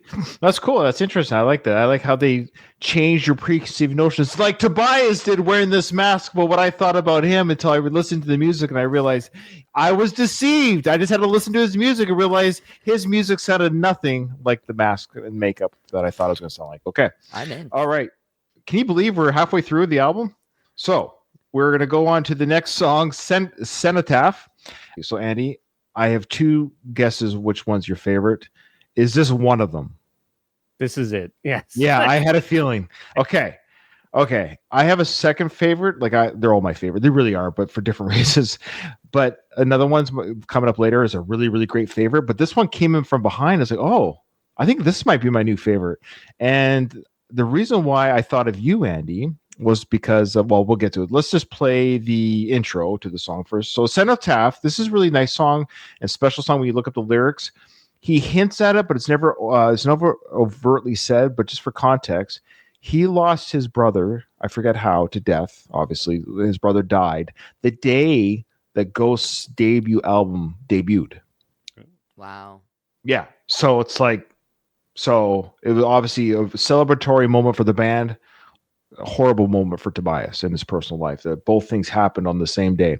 So he said this, he goes, Now, he doesn't say his brother, but a lot of fans, and I agree that I think Tobias saying this much is, I think we all believe it's about his brother. He goes, the cenotaph is an empty grave. So a stone structure posing as a memorial, but without a body inside. And I thought that was a nice symbolism for someone dying, not as a buried physical entity, but as part of our consciousness. It's about the lingering presence, not necessarily embodied in a grave, but in how we carry their memory. And so I really like that. I thought it was a very sweet. So when you hear that message of the song and what I think he's singing about with the lyrics, I admit I get moved. I get tingles, and the song itself is pretty kick-ass. So here we go.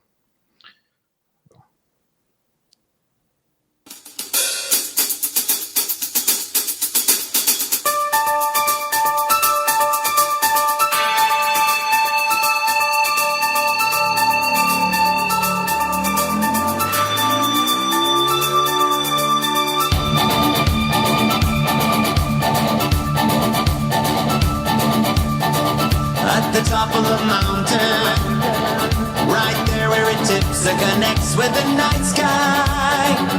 Reach it with me. In the grave of the ocean, right there where it dips and connects with the fire. Burning with me, the ashes of memories buried are flowing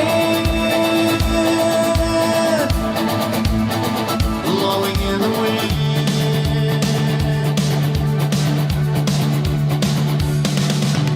Through the sensations, on through the storms, like you used to be. I just love that line, like you used to be. Just, it makes me so sad for whatever that memory is for someone you've lost, and that memory of. It's just such a man. I'm gushing over the song. So we're gonna go to 2:30, the solo, and Andy, this is where I thought of you because tell me it's not an homage to Mr. Eddie Van Halen. Is that what you got from this? From this solo? Yeah. Okay. I get so many references that speak to the song. Yeah. That's why I like it so much. So I'm going to play the solo, and then I just want to play the outro, the very quick outro, and then we'll I want to hear your thoughts. Okay. Wherever I go, you're always there, right next to me.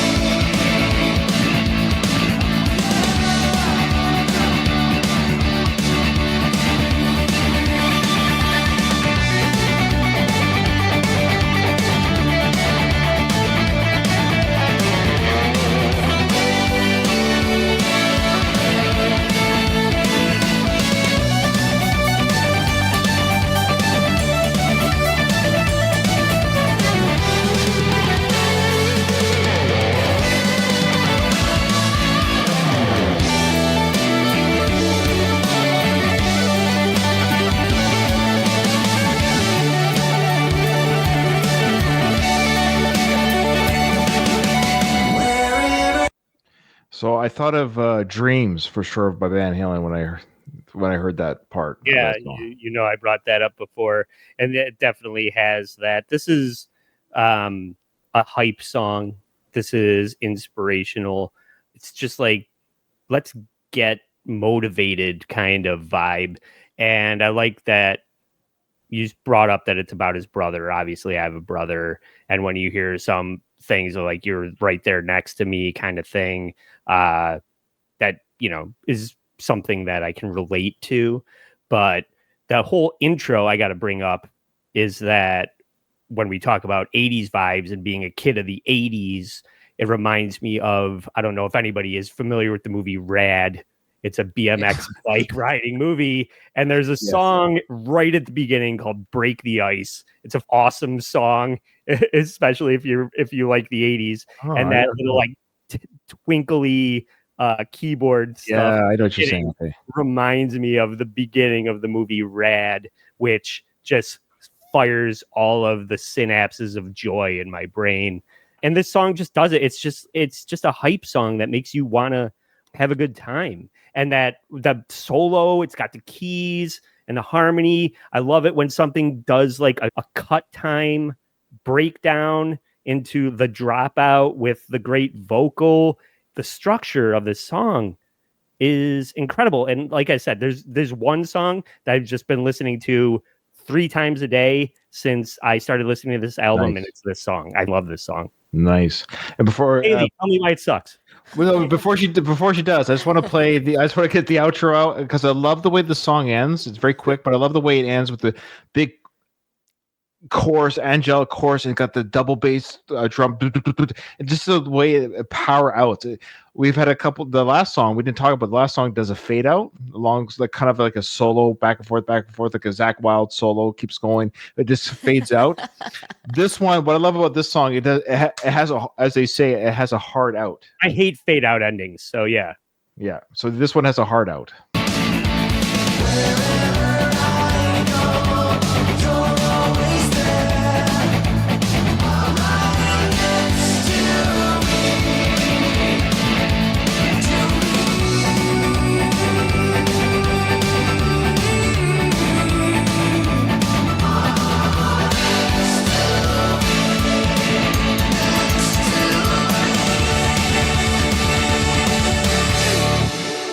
It's almost like Broadway-esque. I don't know, something about that. I just love it. It's very theatrical. I love that. That's a solid point, Ryan. This whole band, there's a certain degree of theatrical elements with the makeup and the costumes and the masks and everything. And particularly this song, you're right. This could be on whatever, Rock of Ages or some, Jekyll and Hyde, some kind of Broadway production that features rock music, 100%. And it's just so dynamic. It's the best song on the album for me. Awesome. Agreed. Cayley. I agree with all of the things that Andy said, which is exactly why I hate this song. No, this is a rocker. It's a total rocker of a song, and it's not metal. Yeah, I am not a big fan of these sorts of. I'm not a big fan of Van Halen. I'm not a big this is just not my type of music. I also find this to be, even though it is a rocker of a song, I think it's a little bit forgettable. So I understand the idea of getting into it in the context of this album and when I'm listening to Ghost and it's kind of the same with me wanting to pump my fist to De Profundis, and getting excited about the riffs during Lachryma. Like there's something about a lot of the songs, but if I compare this to a different rocker of a song, I find this one would probably be very forgettable for me. Interesting. All right. To me, this is like the antithesis of the band. There's so many minor chords and drudgery of a lot of the other songs, like just catalog wide, like album wide. This is such a departure for this band to me. And when we were talking about how it's not about doom and Satan and being evil, it's like the opposite of that. I think that's the idea about any kind of music or art, whether it's a painting, a novel, a film, music, whatever it is. If it doesn't speak to you, you can't make it speak to somebody. It just does or it doesn't. That's the beauty of art. You don't want to force it on people. But I will say this, kid, I appreciate you taking the journey. You could have easily just said, no, Ryan, I don't know if I should be on your show. I listened to the album. You could have, and I might have respected it. I would have been sad to not do this with you, but it's okay to have that engagement, because I guarantee you there might even be ghost listeners or fans of the band who are watching this out of curiosity, who are on board with your criticisms about this album. I came into this really giving it as fair of a shot as I could, coming in biased. Obviously, when you're biased, it's very hard to erase. Yeah, when I'm Tobias, I cannot, completely erase that. But what I will say is that I came into this really trying to give it a fair shot of not having my previous conceptions of the band alter my feeling about listening to it. I will say that I did not do a great job of that always, but I certainly have a different level of respect for this band than I think that I previously did. And I can understand why other people enjoy this. I understand, especially for this song in particular, I understand why it is evoking these fun emotions and you're having fun and you want to listen to it multiple times a day. I get it. It's just not the music that I love. And I think you're exactly right. That's one of the best parts about music, is we all get to like different things. Stop pointing out that you're younger than us and you can't relate to the 80s. I again No, I mentioned no. Warrant.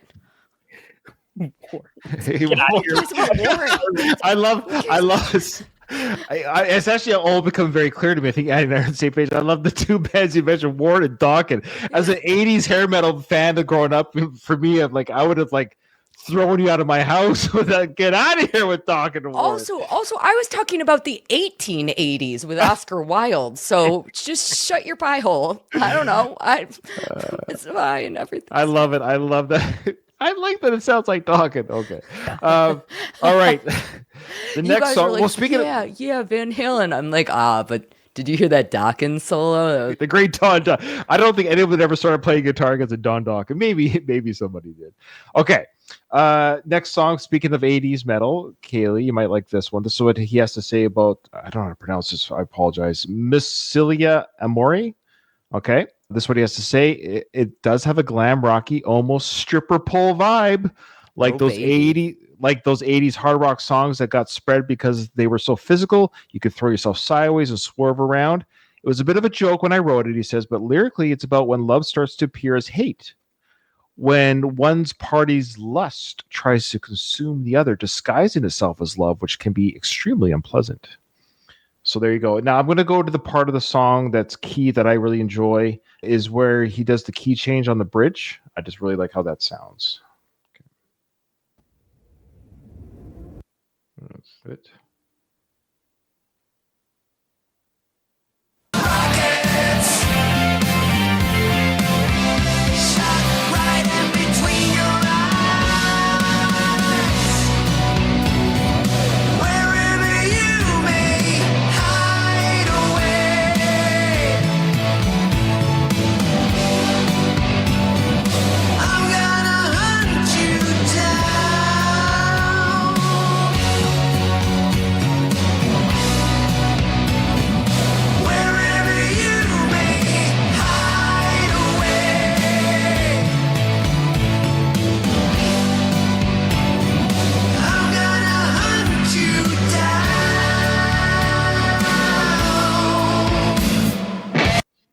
Now, what I love about this part, the beginning of the song, if you're a fan of the album already or know the album, you know how it goes. It's kind of like a very slow, kind of moving, kind of rock song. But what I love about that key change is how that chorus scene. I just love the chorus coming in. It reminds me of old school like Def Leppard, Pyromania days. And then that guitar that comes in. This is that guitar I was talking about, Cayley. I'm not sure if death metal bands do this kind of sound, but this is the kind of guitar solos that I like. I just love the wail, the guitar wail, that whoa! I just love that when it just comes in almost like a voice. It comes in with the scream, but it's the guitar doing the screaming. And so I'll play that part. Here we go.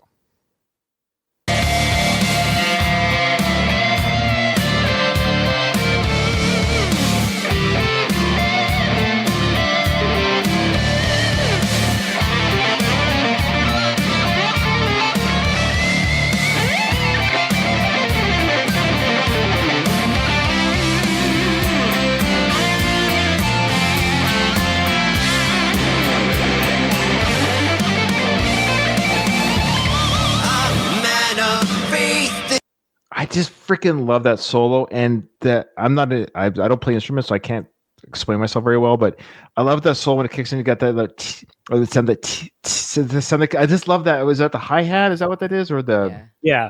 I just love what it's so quiet but so effective. The way it just comes. They do it a couple times on this album, but just anyways. Andy, what's your thoughts on this song?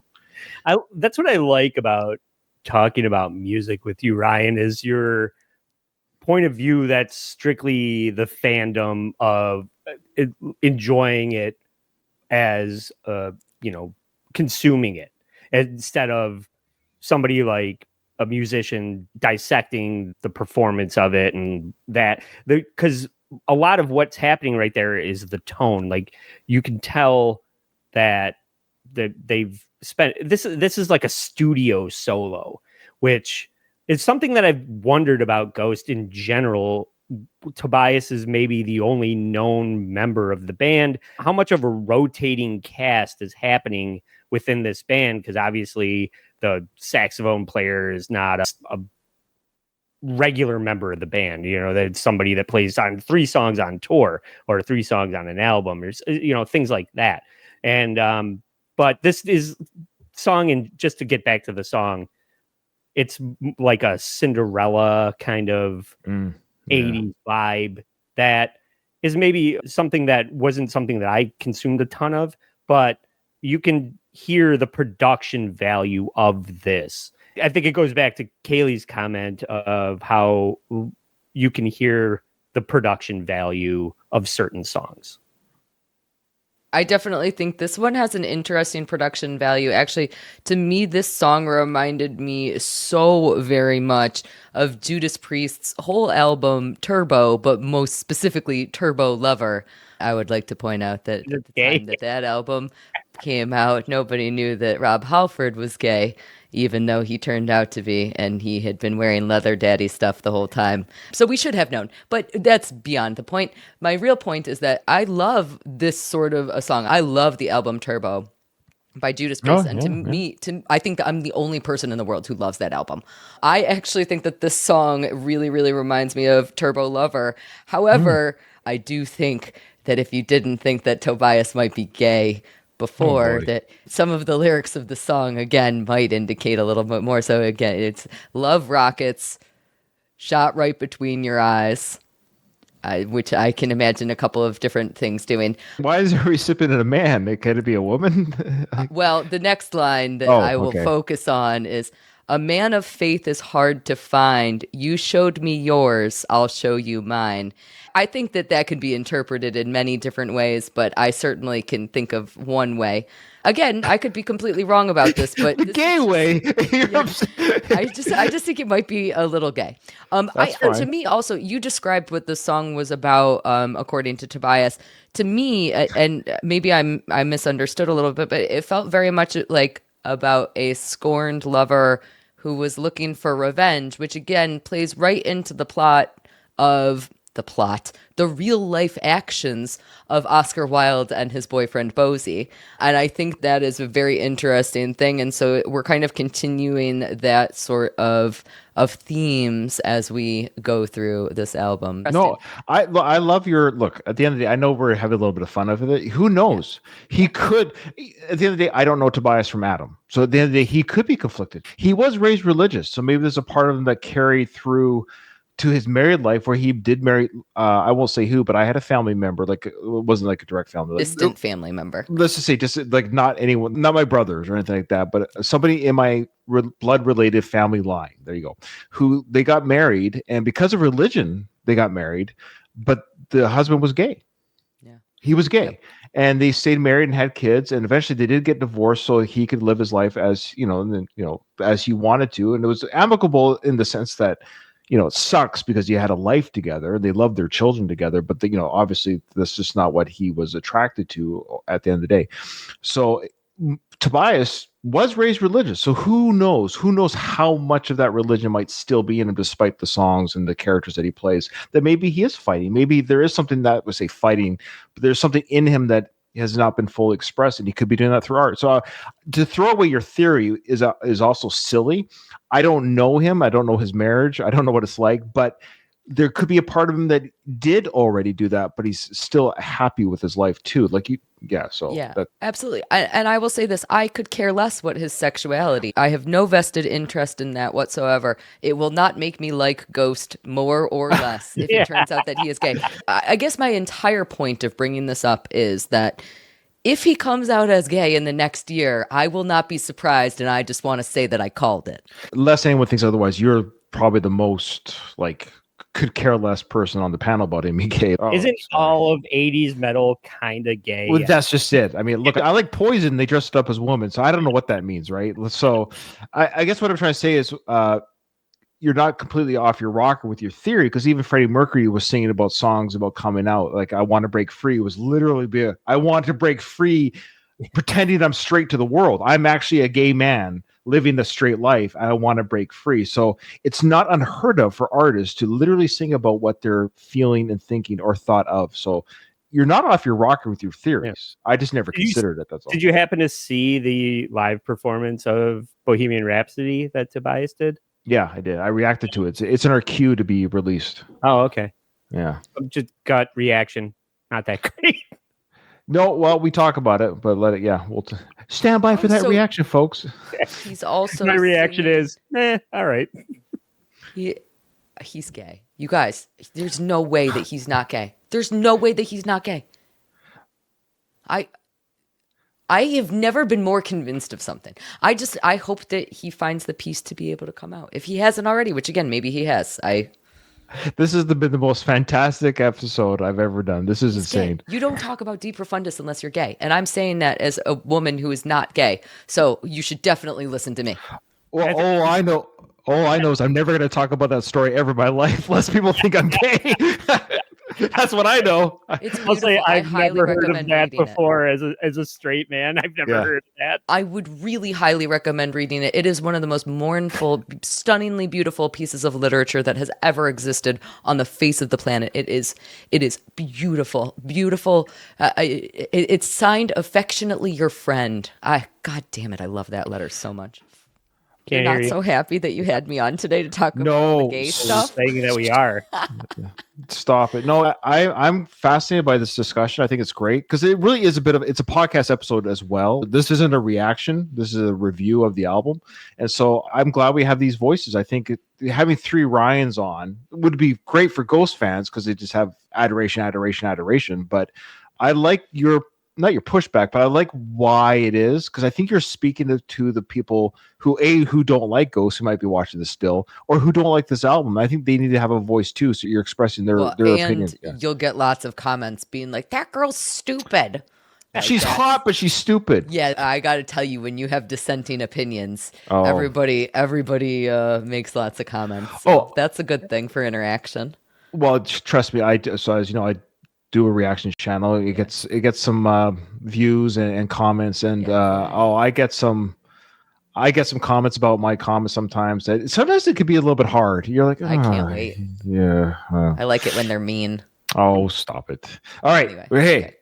March of the Evil One. Kayley, why is this song gay? Before I read you Tobias's. I'm going to read you my notes on this Sure. song. Before we even verbatim. play it, yeah, what do you got? This is all in lowercase, and there's no punctuation except for a period at the end of the sentence. My note says, "I was so bored by this point that I don't even ugh." Oh, that's terrible. That's what my notes say. There's no period. 'cause So you were I on don't your even have. period. I don't know why this song is gay, but Okay. it probably is. Well, this is Tobias saying why it's not gay. He says, now this one's interesting because I'd be interested if you did have the lyrics up or remember anything, because I would have been interested to hear your thoughts, because this is what Tobias had to say about this one. He's the most ambiguous about this one, funny enough. Marks of the Evil One isn't about signs of the evil one, like marks means something else here, he says. It's a dumbified interpretation of biblical writing, simplified into something cool for a purpose I won't fully explain. I can almost hear Robert Plant in it, he goes on, and it's about something I see. Let's just say it's there to make you think. So he isn't. He's not telling you. So Can I ask where you're getting these comments from? Like, where is he speaking? he literally did a video on YouTube for each track. Yeah. Okay. This is the transcript from said YouTube video. Okay. Yeah. That sure makes it sound like he's hinting at something that he might be telling us in the future. Sure. There you go. I don't know how to say this, but Now, the part that I'm going to go to on this song is the. Well, actually, I wrote. Actually, no, we'll start the song. And yeah, there we go.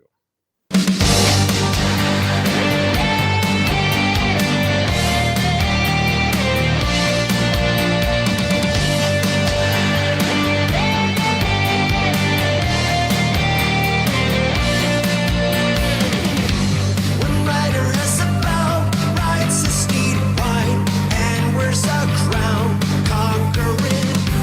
A second rider joins on a steed red, swinging a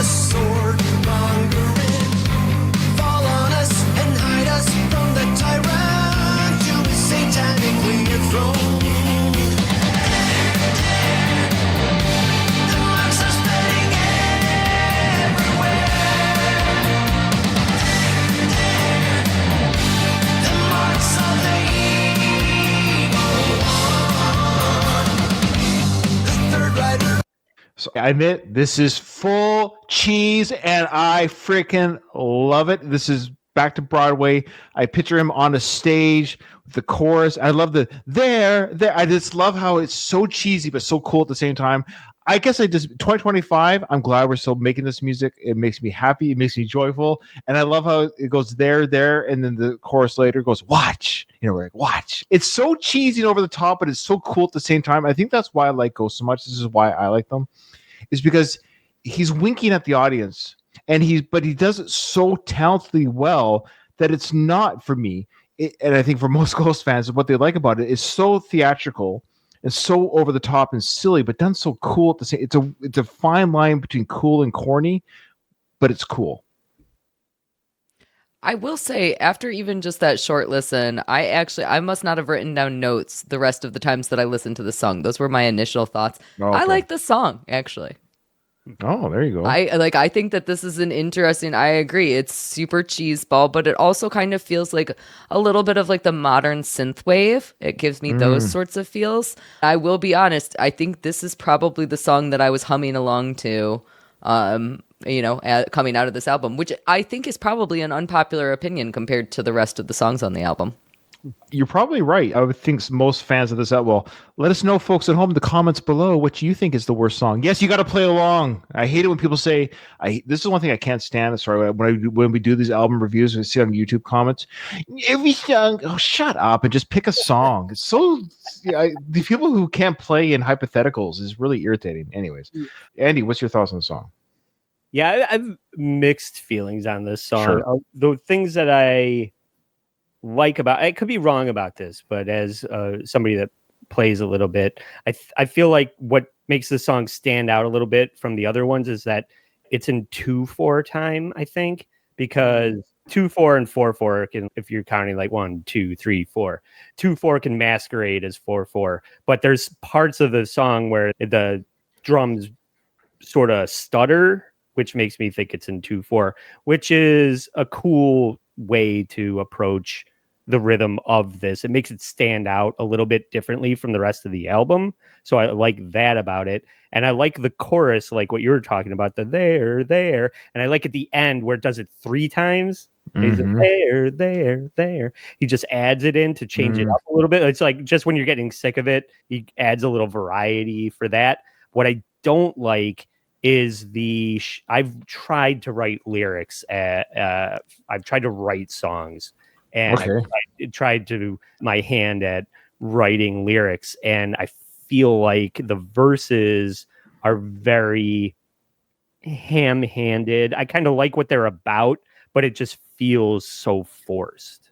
I have a note here. Verses down, chorus up. So that's what was what I liked about and disliked about this one. Now, there's something interesting here with this song. There's not a lot of like I haven't seen a lot of the songs I've listened to with Ghost. A lot of like cursing, like the F-bomb, and there's an F-bomb drop right at the outro. Did you catch it? I don't think so. Okay, so I caught it because I was just looking up the lyrics. Okay, yeah, it's and I very was like, subtle. Oh, interesting. Yeah, and I wonder. See, this I have not a theory, but I sort of have a connection. Let's see if you can catch it there, listeners. This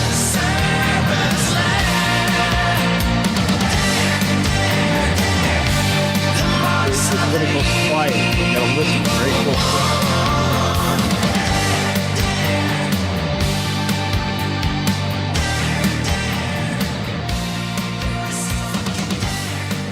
It's right at the end. You catch it? Yeah. Okay. So, do you know the song "Love Bites" by Def Leppard? Yeah, Yes. of course. Yeah. Do you know what's said at the end there? In the electronic voice at the end that you barely catch it? No. Okay, you can Google this. So when you hear it, to me, it's clear as day. So if you're religious out there, I'm just repeating the lyrics. So the end of Love Bites, when it's fading away on the album, it says, "Jesus of Nazareth, go to hell." Interesting. Now, if you go to the band site, they go, "Oh, no, we didn't say that. The producer did." They come out and say something else. And what they say it is, I can't remember what they say it is. It's like that is not what you said.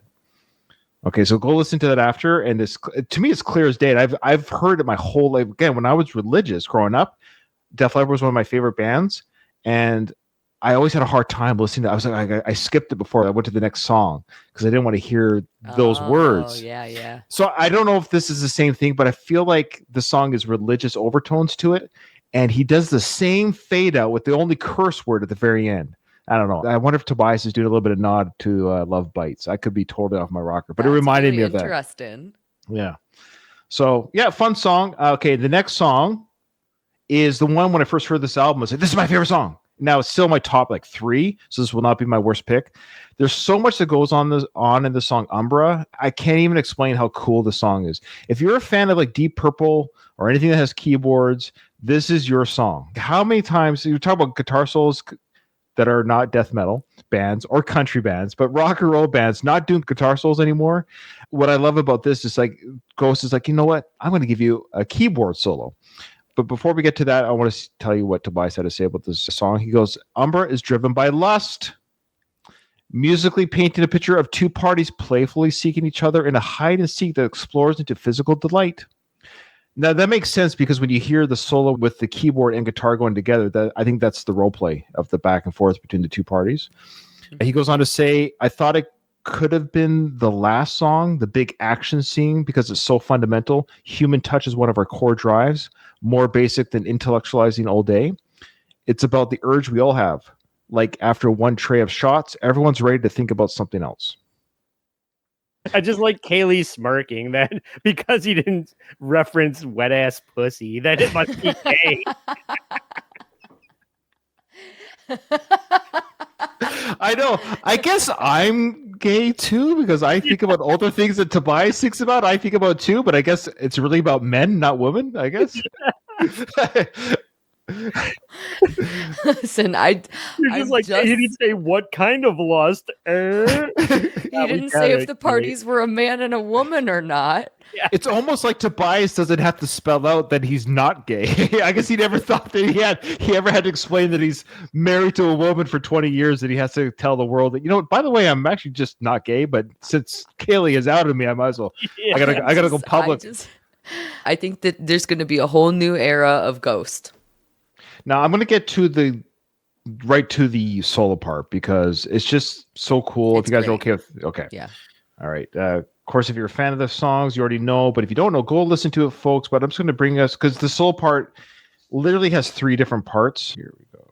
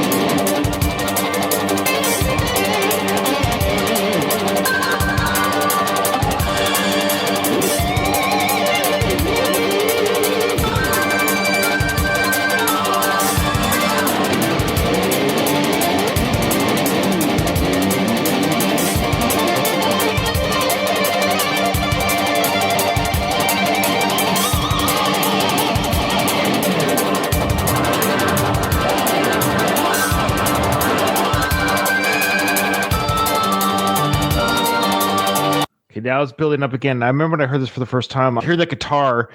I'm like, oh my gosh, that's so cool. Don't stop. And it doesn't stop. It goes on for a minute. I was like, good. It's not stopping. Good. Keep going. Because I hate it when bands tease a sound in a song. You're like, don't. That sounds so cool. And I love how Tobias is like, hey, you like that, Ryan? You like that? I'll keep going. It just makes me so happy how it just keeps. So now, Andy, what is that effect? What's happening on the guitar there? I think what you're referring to is palm muting. You rest the side of your hand on the bottom part of the strings so that they can't ring out. So it gets really aggressive. Instead of like you strumming and it like resonating like, you get that. So I think it's more of like a palm muting technique that you're referring to. And I love how that drives 4. But then you hear the keyboard guy or individual playing. I think it's a female that plays keyboards, at least live it's a female. But you hear the keyboard like kind of like, where do I fit in? Come on, let me jump in a little bit. It's the it's like, Yeah. are you gonna do something? It's almost like, can I jump in? Can I do something? And then the guitarist is like, fine, here you go, and that's this part right here.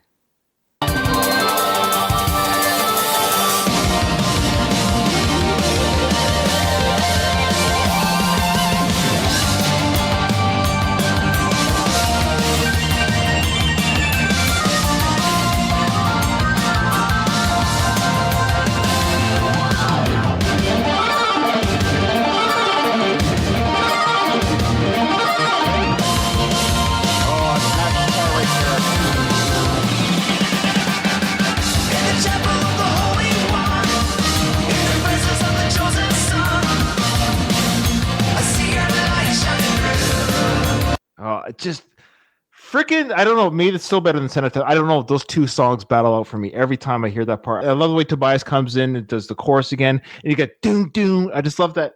This song to me just works on every level. Cayley? I think this is the best songwriting on the album. Yay. I think that that is a definitive, regardless of if I like the song or if I don't like the song, I can appreciate great music and great songwriting. And I think that this absolutely succeeds with that. That being said, it still has the same overall feeling that the album has for me, which is a little bit of hollowness, which again, for me, likely comes from that overproduction.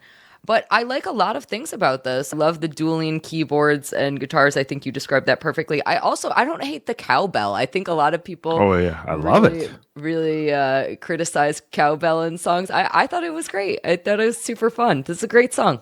Who would criticize cowbell? Andy? Yeah. Yeah, I think that's where the Dokken vibes come in, right? Yeah, But yeah. this invokes the biggest question that I have about Ghost, which I'd be interested to hear your opinion on, Ryan, which is the rotating cast of who's in the band at what time. Because I feel like whoever played on the first album, they're like nobody that played on the first album is on this album. And it's one of my biggest criticisms about the band. Is it just that Tobias writes the lyrics, he owns all the rights to the writing, and he just has a bunch of hired guns, as talented as they are? Who are the people that are A, playing on the album, B, playing on the tour, C, getting paid, getting credit? That's my biggest problem with Ghost. It's like nobody really gets any shine except Tobias. Okay, I'm totally a new fan, but I've done my little research. I've also got a lot of help from the people on our channel who guide us through. No research. Okay, so this is what I understand. Tobias is Ghost. Right. So when you say Ghost, you're saying Tobias. When you're saying Tobias, you're saying Ghost. But Tobias is not playing that phenomenal keyboard solo. He's not doing the guitar player. He's hiring session musicians. I know, and they're amazing. Okay, so it's like kind of weird to me, isn't it? Okay, so I know credited on each album, like the last few that I saw, Tobias plays all the bass lines. So he's the bass player at the very least. That's why the bass is so heavily featured. I love that. All right. Yeah, so he's the bass player on all tracks. Yeah. Frederick Atkinson does the lead guitar on tracks 1 through 3, 6 through 9. A guy named Salman A. Fakir, another Swedish musician, he's the keyboardist. Now, so he does credit those people. Now, the other nameless ghouls and ghoulettes, they have fake names in the personnel, so you don't know really who they are. They're nameless, though they are publicly known now on Instagram and stuff. There was an original core group members that played with Tobias, but you have to keep in mind, Tobias writes the lyrics and the music. He writes everything. So they're hired guns in that sense. And so that was one reason why he was unmasked, is because he was taken to court, and those people who took him to court saying, we want more money. And he's like, well, it's never in the contract. He paid them what they thought they deserved. They thought they deserved more because they played the instrument. He goes, well, I wrote it. This is everything. I'm doing everything. I just can't play every instrument at the same time. And my understanding was Tobias played on the early albums. He played everything. Okay. So as time went on, he started to focus more on his singing and lyric writing and like the production stuff, and he did more hiring for the album recordings. And then also regarding the touring members, is they've been a little bit more consistent the last 2 to 3 tours. It's the same members, but people can come and go as they please now without any hard feelings. And that's one reason why Tobias has them masked, is so he can keep the appearance of stability with the players without people saying, oh, I really miss so-and-so. But now, even though they're public, people can come and go as they please within the band. In fact, they had an injury, I think recently. Somebody had to get replaced really quickly, and they hired like a local musician to jump in, but the audience was none the wiser because they're masked. So there's some advantages to that. Mhm. But anyways, I'm sort of butchering maybe some of your answers, but at the end of the day, it's Tobias's baby, but people help him with it. That makes sense. Okay. All right. Okay, last song. Now, before I even play it, this one is like so different than all the other songs. Even amongst Ghost fans, I've already seen probably people who are listening, if they're still with us, they're probably saying, hey, this is my least favorite song because it's so slow and it's so different than all the other stuff. Well, this is what Tobias first had to say about this song. He goes, Excelsius felt like the album's encore, the credits in a film coming after Umbra's last action scene. It's death heavy, but the message is clear. Cayley, it's clear. If you're listening to this, Super straight. it's clear. I am gay. Cayley's right. How did he know? How did he know? Can I just point out that would have been so amazing if you had been holding that back this whole time and you knew that all along. That would have made my week, Ryan, if it turned out that it would have made my week. And this is why I love this album. And this is why I love what he's had to say about this song. He goes, if you're listening to this album, he says, you're alive. So live life as effectively as possible because death is inevitable. He goes, I love and hate talking about death. It's a waste of energy since we don't know what it is. And I'm guilty of pondering it too much. So this song is me preaching to myself to go live, God damn it. So I really love how Tobias speaks. When you get to know Tobias as a person and hear him talk and hear him, just see him in person, he's such a sweet person. He really is a sweet gay man. And, and you're in love with him. I'm totally in love with him. I do not care. You have a chance now. You should be thankful for this. That's yeah. He's come out and he wants to marry me. All right. Well, hey, I have twins too. We have that in common. We could talk about how we both destroyed our marriages to be with each other. Yeah. Okay. So here we go, Excelsius. But we're just going to go to the part of the song because it does start very slow. It's a 6-minute song.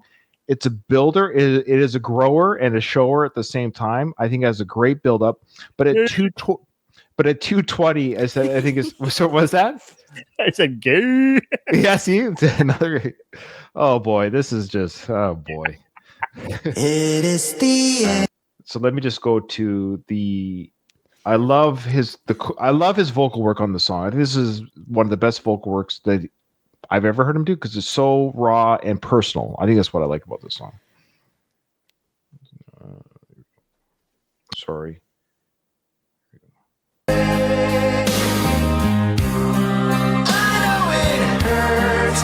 Everybody goes away. You will too. I will too.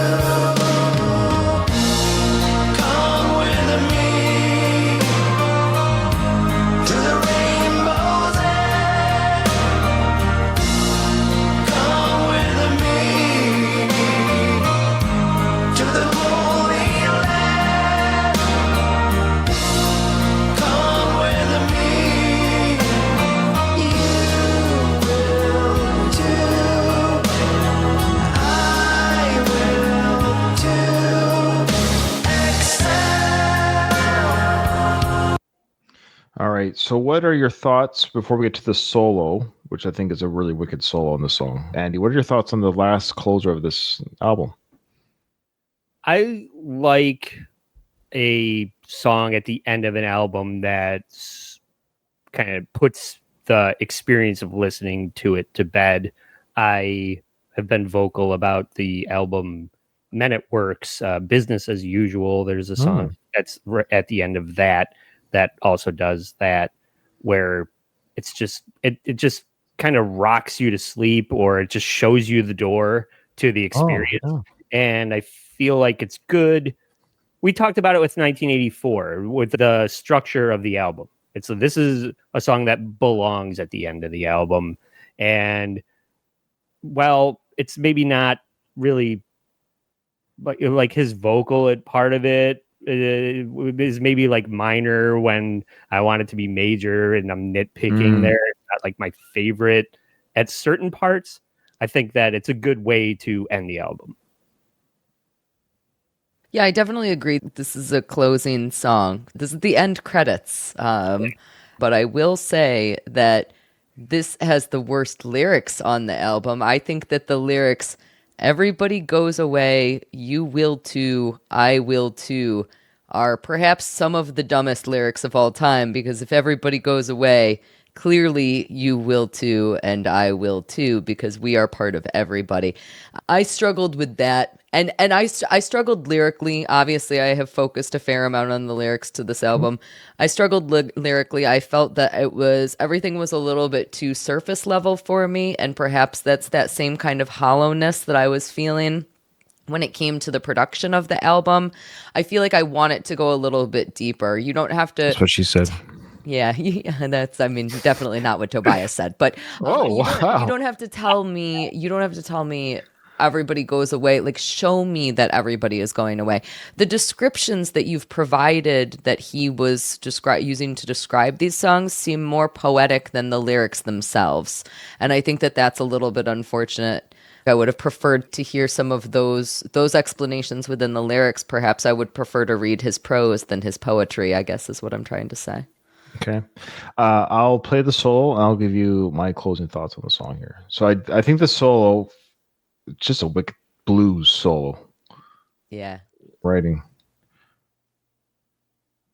We are all sailing to the gates.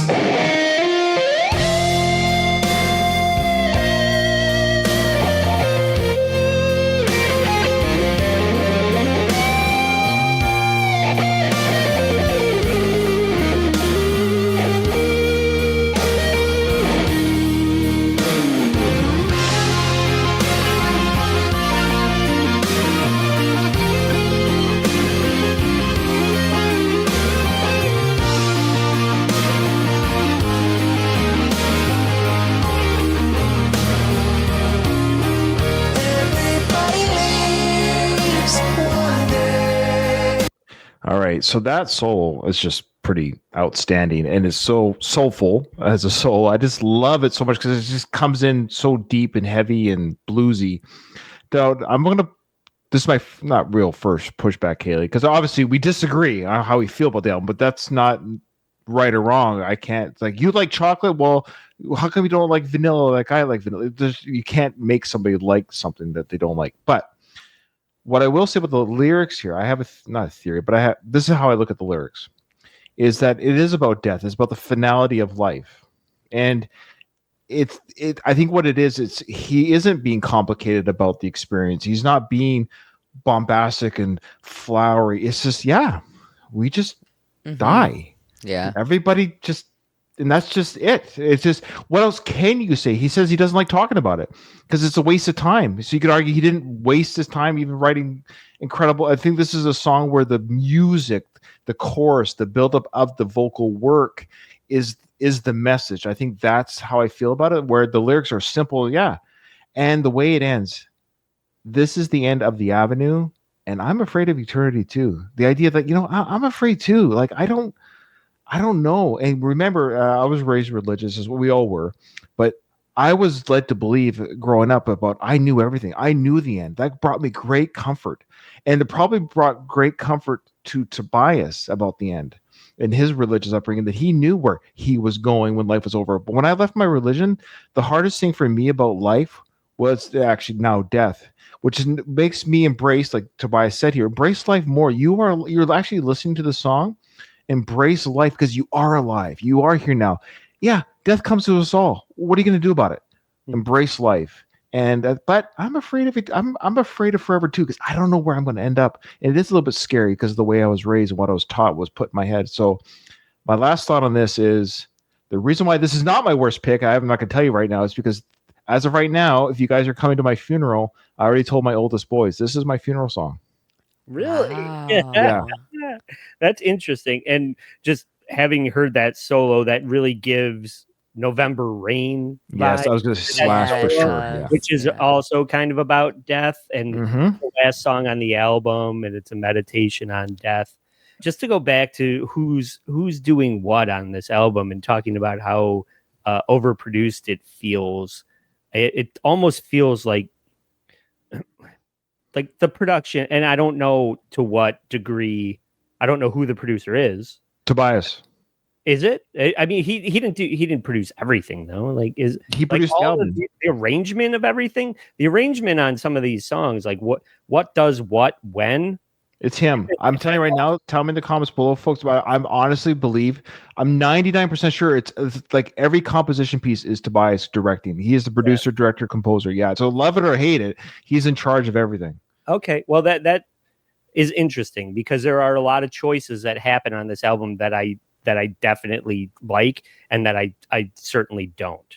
So if it's all him, then he's owning it all, and He is.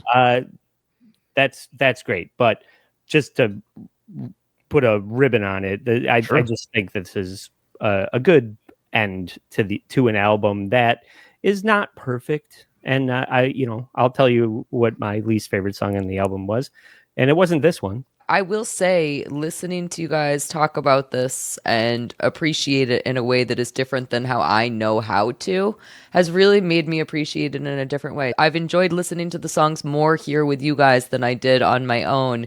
So perhaps I'm just a little bit of too much of a curmudgeon. No, I you're don't know not. that No. I don't know that I'm going to be revisiting this album anytime soon, but Sure, I will that's say fair. that I and I don't know that I'm going to be revisiting Ghost anytime soon, but I will say that I don't hate this album. It just isn't for me. This would be a good time for you to say what your favorite song on the album was. I think she did already, but is she? it the wait, Umbra? You said Umbra? Is that no or? I like Umbra a lot. I like Deep Profundis a lot. I like the Pump in My Fist. It's funny because as we were going through, I was like, crap, now I got to say my favorite song on the album probably. And I was like, I honestly, it's kind of, I like Missilia Amori. What is it? Is that the one? Yeah, I think you got that right. Yeah. Yeah. I really like all of those songs. And so that makes it seem like maybe I do like this album. Despite my, You don't. no, I don't. I'm never listening to this ever again. That's not true. I probably will. And they've been stuck in my head. I've had songs stuck in my head. So it's doing something to my brain. Well, here's the thing. For someone who came in the way you did, and I like that our discussion and what it does and why we feel the way we feel makes you appreciate it better or more. Yes, That's absolutely. actually this is a good view of what we should do in politics. Listen to the other side, see what it is that they're feeling, why because you might find that you agree more than you disagree. Like you meet in the middle of it when you have mature adult conversations and not just say I hate this and I hate you for liking it. I'm glad that we could have this. It's been a fascinating discussion at the very least. I love it. But what is your worst pick? For me, Yeah. my worst pick, my least favorite Yeah, your song, least favorite. the worst of the sort of best, has got to be. I feel like no matter what I say, I'm going to get yelled at. The answer is Guiding Lights. I am not a ballad gal. That's I always on any 80s album, I'm always like, oh, the ballad. Why do we have to do the ballad now? So that to me, in an album that already was not my favorite, that is the song that I would not revisit on this album. I think that the first 3 songs on the album are actually really solid. They're not for me. Peacefield, Lachryma, and Satanized. Those songs are not for me at all, but those are perfectly respectable songs. And I think that the album comes back up again at the later half. I can't do a ballad, man. I'm too hard for a ballad. No, that's actually fair. If you're not a fan of ballads, then that would be a fair choice on this album. Yeah. Yeah. Now I'm going to go next if that's okay, because I like to have my guests go last because nobody cares about me. They're here for you guys. So my least favorite pick, my least favorite, and then this was actually honestly tough. I did go between 2 different songs, and I like all these songs. I don't skip any, which is a big thing for me because there's a lot of albums I enjoy. I'll still skip a song regardless of how I feel about an artist. I'm a song skipper. Life is getting shorter for me every day that goes by, and I realize I don't have to listen to songs I don't enjoy.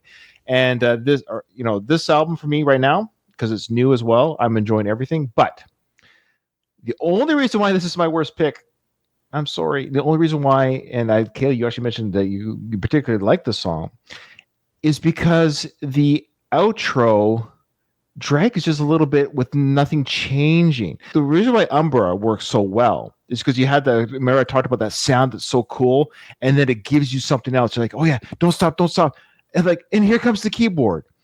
So the outro to De Profundis Borealis, it goes on for almost 2 minutes, a minute and a half, and it started off really cool, and it had like the sort of the sounds of a guitar solo maybe coming some sort of outro, and then it just fades away. I'm like, oh, that's it? We're not. So it left me wanting more, not wanting to go more. And that was the only criticism I have about this album so far for musical enjoyability, is like, I wanted a little bit more. And I think Tobias has it in him to give us something. The outro was just, it left me wanting. Great. It has a great intro, and I love the chunky guitar. So it starts off strong and ends a little bit weak. That's why I had to pick it. So it's my least favorite, but I never skip it. What Ryan's trying to say is he was too straight for that gay shit. Yeah, that's true. That's true. That's a good point. But for me, my lead, God, I really, the ones that I love, and the rest are just kind of middle of the road for me. I feel like a lot of the albums, just in general, for me saying that I like this band, it's because shit like Square Hammer and Ritual and Dance Macabre and Miyamasa and like Pinnacle and the Pit, like those, when they hit with me, they hit really hard, and I embrace them and I listen to them over and over again, like the Cenotaph on this album. I love that song. The rest of the catalog, a lot of it is very forgettable and cookie cutter for me. So it's very weird to straddle the fence with this band like that. But on this one, I felt like I love Rockets. What is that? Missilia Amori. Yeah. It just sounds like a Spinal Tap song to me. I love it's it. so sophomoric and silly compared to like the theatrics and seriousness of like the Satanism, so scary. And now you're talking about like coming on a guy or a girl, and it's like that one is just feels out of place on the album. So for me, that was my least favorite song on this album. Well, that's a fair pick, because he actually said that it was silly for him to write. He was having fun with it. So you didn't get behind the silliness, is what you're saying? He did say it was a bit of a joke. He actually wrote it as a bit of a joke. So you just didn't think it was that. Maybe it was too silly for the album, because there's not jokey stuff around that song, is what you're saying too. Like, no, it does stick out. It does stick out. I get what he was doing. I just didn't appreciate it. Who gave? All right. Well, this has been absolutely a true pleasure. It's officially the longest episode I've ever done of the podcast, which is only, and I knew it would be because of 3 guests, because we were all going to share our feelings on the songs. But I had an absolute blast. Like, truly, I could talk with you guys forever. You guys you're truly great people. I know I don't know you very well, but I feel like I know you more than I do because I listen to your shows as well, which I know it seems weird, but I appreciate your time coming on my show and taking your time out of your day doing that. Before we close, Andy, let people know where they can find you. Yeah, please go to the All Apologies YouTube channel and subscribe there. All I'm looking for is a free like on YouTube at the All Apologies Podcast YouTube channel. And Cayley. You can check me out on YouTube at Once Over with Cayley, Cayley. Movies, yay. All right. Remember, in front of every silver lining, there's a cloud. And today for Cayley, it was, I forget the title names. What was it? Don't tell me. Oh, yeah. Today for Cayley, it was Guiding Lights. For Andy, it was Missilia Amori. And for me, it was, boy, I only picked the Latin one, De Profundis Borealis. Whew.